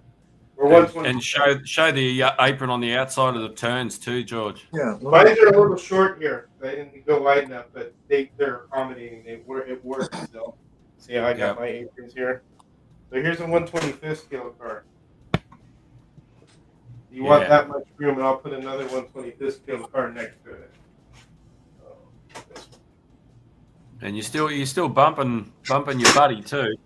See right there? Yeah. That's your 4-inch lane spacing. So you still have room. You only have a little contact, but there's enough room. Yep. Yeah, you still want to have that fun. Yeah. Well, that's the difference. I hope that helps kind of explain it. But Cool. Yeah. Thanks, George. Yeah, no problem. I'm gonna get off this now. Yeah, I'll show you here. I'll Harry can show you too. I'll move mine here, and I'll show you hopefully this helps. Please ignore the condition of the skunk works. The 3-lane here, you'll notice the direction of travel, and it comes here and it's narrow. See? Gotcha. And then here it comes out where the car is going to come like this. So I've got about 4 3/4 inches, right here, for room for the car to slide out. And then when it goes through the turn, see, it narrows up a little bit because the car's like that. See, and then it comes out. Yeah. And then again, the same thing. The same thing. The more width here for the car to slide out. If I was to put a Carrera car on there, 124, you would notice a difference. But this is primarily a 32nd scale track where I just made it 3.5 lane spacing. It was just for the 132 cars, but out here for the oval where we race the big cars, I brought it up to about 4 1/4. Gotcha. All right. So, yeah, that's awesome. Yeah. And Hughes, if you go to the so that's called the HRW main site, Harry actually has a whole article. That's how I built my oval. I went by Harry's article and his videos. Okay. There's a section where he tells you how he built the Show Me Showdown track. And that's what I did with this. I followed that, and that's how I built my own. So you could do it. It's easy. Definitely. Looking forward to it. I think a lot of people are going to be looking forward to it. Husey, you fielded it and doing what you do. Well, I just put on all that bloody effort painting those mountains on the friggin' wall. I got to use them. Yeah. Yeah. Did you have Dick? Did you have a copper tape track before? I did. I had a 2-lane copper track, and it was at the time I built it. It was just going to be for myself. I even considered just a single lane to run some cars, and then I thought, my son might want to have a bit of a run every now and again, and he does. And I think once I've got this 3-lane braided track, he'll definitely want to run some cars on that. I had a copper tape track years ago. I even had a braided track years ago.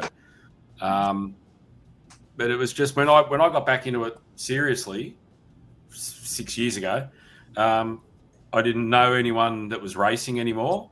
As I said, I'm regional. I thought, I'll never race again. So I just built what I wanted at home. And then, of course, through Hub, started racing with a good bunch of blokes. And I thought, that doesn't cut the mustard. It's not. I want to have blokes up at my place to race to repay the favour of going to someone else's place. And that's what made me decide you got to build a proper track. I had copper tape for years, and going to the braid is solid, but usually if you're going to do it, copper tape will work. I've got to say though, Harry, the copper tape that I bought. Yeah, well, the copper tape that I bought for my last track was absolute crap. Right. It wasn't as good as the old Venture tape. Yes, Venture was the greatest. Yeah. Tape. So I had a copper tape track with Venture tape, and it was fine. And then I built this one with this crap tape, and it was an absolute nightmare. It was breaking. Actually, Dave has built a copper tape track. He can tell you he prefers copper. It's just a preference, I prefer copper over braid, to be quite honest. I knew I had fun. That's Venture tape, is it, Harry? Huh? Was that Venture tape? Yeah, this is the old Venture. Oh my God, he's still handsome. Yeah, you can just feel the quality of that. The other stuff is absolute. You can. I can't believe I could find anything here. Yeah, we raced on it for years. When we ripped the tape up on the oval to replace it to braid, believe it or not, Dickie Pearson and Bob Bianchi from Soccer Corner, they were over here in the turn. They were picking up the copper tape, and literally there was no tape there. I'd worn it that thin. Yeah. Wow. I believe it. It was just so thin. Yeah. It just wore it down and everything, and no wonder the cars run like crap, because But now the track being braided, I don't have one power tap in it, just the main. It's not long enough to need a power tap. Griff posted a comment, said, and your slot was shallow. And that's because I didn't intend to run anything with a wood guide. I just wanted to grab some cars, put them on out of the box sort of thing, and just run them. So I didn't need a really deep guide. But this track has got 9 mil deep slot. So it's all really good. Yeah. We're going to be seeing some cars on that track very soon, I believe. I hope so. Well, after we're finished here, I'm going to go and paint the track surface, do a couple of coats of clear on Tuesday, hopefully, and then hopefully Tuesday I'm braiding. Oh. Well, fellas, we've been at it for 2 hours. What would we like to talk about to finish off? All right. Well, thank you, guys. It was a lot of fun. It flew by. Yeah, I had a good time. I'm learning a lot from all you guys. So please keep doing what you're doing. You know, You're learning from us. and keep sharing all the hobby and helping other people and everything. You know, because you know it's important. You know what you do. There's people out there that, you know, we don't like to think about. They're going through life's challenges and tough times, and sometimes the only thing they have is to see a bunch of old farts playing with toy cars.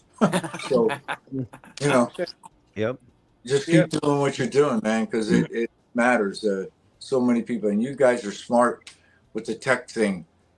Just remember, I'm the last one that could find his way here. I'm not that bright. So George does all my tech work. Well, thank you, Harry, and right back at you, because we appreciate everything that you do and your videos and all the knowledge. It's it's just awesome to see, and we're glad that you're still around and still showing people how it's done, mate. Yeah. Well, here's the unboxing. There it is. Yeah. Oh, yeah, beautiful. There you go, Dave. You see, you wanted it. Yeah. Dave wants one as well at UC. Yeah, I think everybody does. And it's sufficiently different to the older one, Harry, is it? I hear it's got slight different design. Yeah. There's a little bit to it. Oh, look, it has an operation manual. Oh, you're kidding. Thank God for that. Wow. Yeah.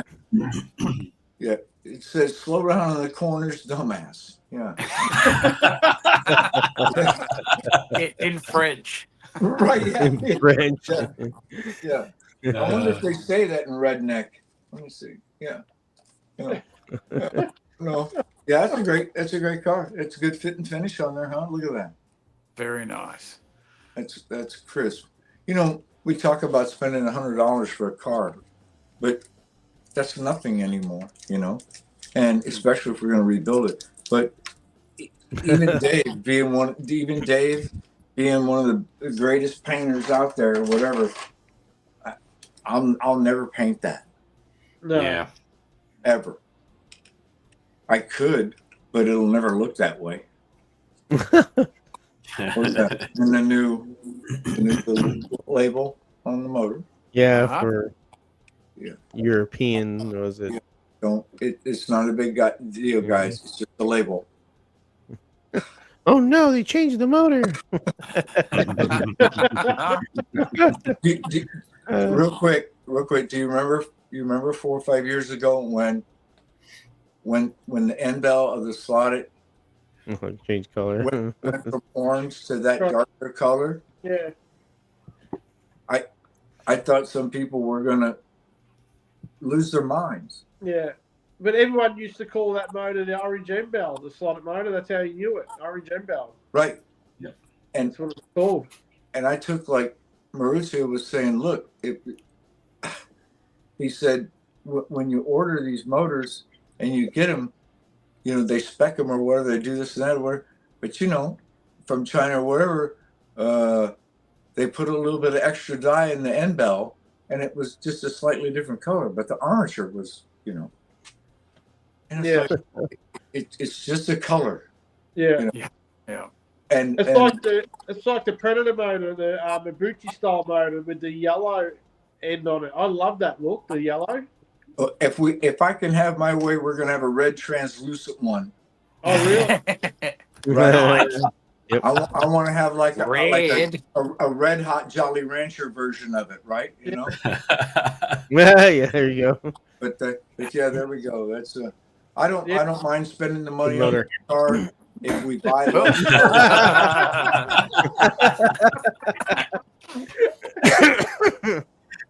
Harry, you've been called a slot car influencer.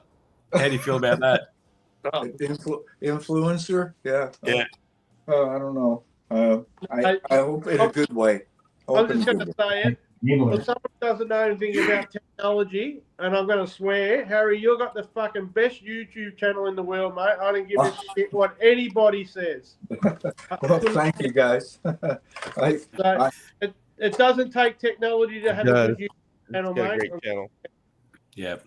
And Just good content. you guys are the same. I like seeing what you're doing, the different takes, the different opinions. I love to see that. I like to see, people. It's we call ourselves rivet counters, just to let everybody know, I'm that guy. I'm that asshole. I can be. I look at a car and I'm like, that ain't right, Nothing's never going to be right, Harry. Nothing's perfect, mate. Nothing is going to be right. And I look at things from this point. Well, that one's pretty darn close, didn't that turn out? That looks really good there. What? Which one? That's a Challenger. That looks really one cool. of yours. Oh, that's beautiful. This one turned out good. I just finished this one. Oh, nice grey hub. I just finished this one. It's all running. That's the most consistent, smoothest paint job I've ever seen. That's brilliant. This is the quietest. Now we're talking. It's not a single speck of dust. Oh, my God. That looks exactly like mine. Yeah. Yeah. That's that. You should do that for a hobby, man. That looks great. You like that? You know how fucking quiet that is? It's a hypercar. Hypercar. Air powered. See, Dave just does. He's not just our body man. That's true. He can make some stuff now. Oh yeah, you gotta love this. This is the in the Pro in the Scale Auto, right? Yeah, that's a catalog. Yeah, it's good, isn't it? You know, Rebel Slot made changes. They set the standard, Yeah. for others to follow. Yeah, 100%. Yeah. And Rebel Slot set the standard because you don't just get one car. You get four. Yeah. Or white kit and all the sister You get a cars. white kit, you get 3 cars that really impact club racing, group racing. And ever since the first car, they put this little they put a data sheet in there, right? Yeah. And so that you can find out what parts are what and what they mean. Yeah. And now they're all doing it, and this is the new way to do things. Yeah. Very So cool. here's the chassis, here's all the parts, everything. So it's a pretty impressive time we live in to be able to pull a car right out of the box like this. Yeah. And Peugeot. So, right. Oh, yes. It's another brand you wouldn't ordinarily buy on purpose, but if you read the history of that car, it's pretty impressive. Yeah. Well, anyway, thank you guys and everything for everything. Yeah, thanks for having us. And There's people in the problem. chat saying we should do it again soon. yeah. Yeah. I can't wait to see the F Cancer updates and stuff. Yep. Yep. 100%. And thank you to the Three Amigos, what you're doing for the hobby, all seriousness. Yep. It's amazing the time he's put into it, and we all thank you. Amazing. You guys do all the work. Absolutely. I don't do crap. Having fun. Big clap for these guys. Yeah. Absolutely. Well, thank you Now, guys. Appreciate it. We're blessed to have you Yeah, thank guys you. on our humble little show. Oh, yeah. We can't say thank you Oh, we're enough blessed. for what You you do invited and us. for your Thank time. you. Yeah. Yeah, man. You Oh, guys. good. Dude, damn, look at that. You guys are important folks, man. We're honored. I feel the other way. I feel honored to be on here with you guys. It's great. Thank you. Yeah. Thank you, We- Dave.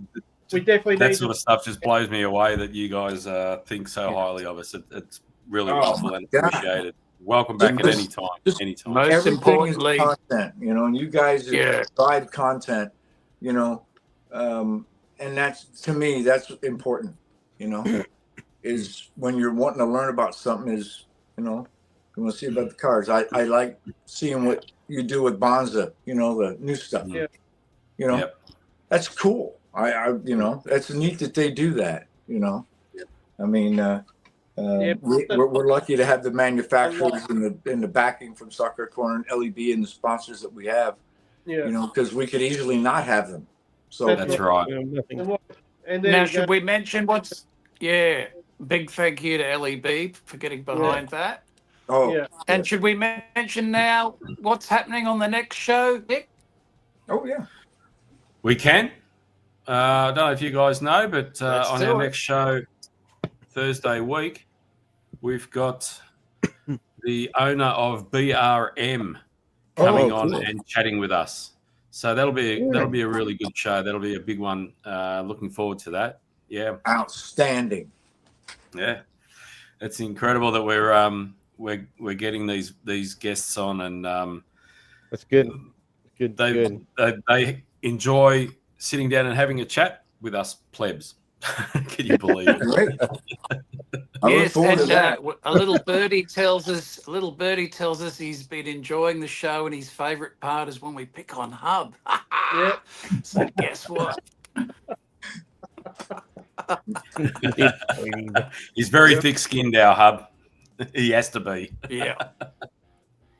All right, fellas. Well, I think we need to wrap it up there. We've been going for well over 2 hours. Once again, thank you to Harry, Dave, and George for coming on and spending some time. Hope it's not too late over there now, George. Oh, I'm okay. It's getting on a bit. We appreciate your time. Thanks to everyone in the chat for jumping on and asking questions and giving their opinions. It's what it's all about. It's one big happy community. That's right. Okay, guys. All right. So thanks again, fellas. Look after yourselves. We'll talk soon. See you, Have a great Sunday. Hey, everybody. Bye, everyone.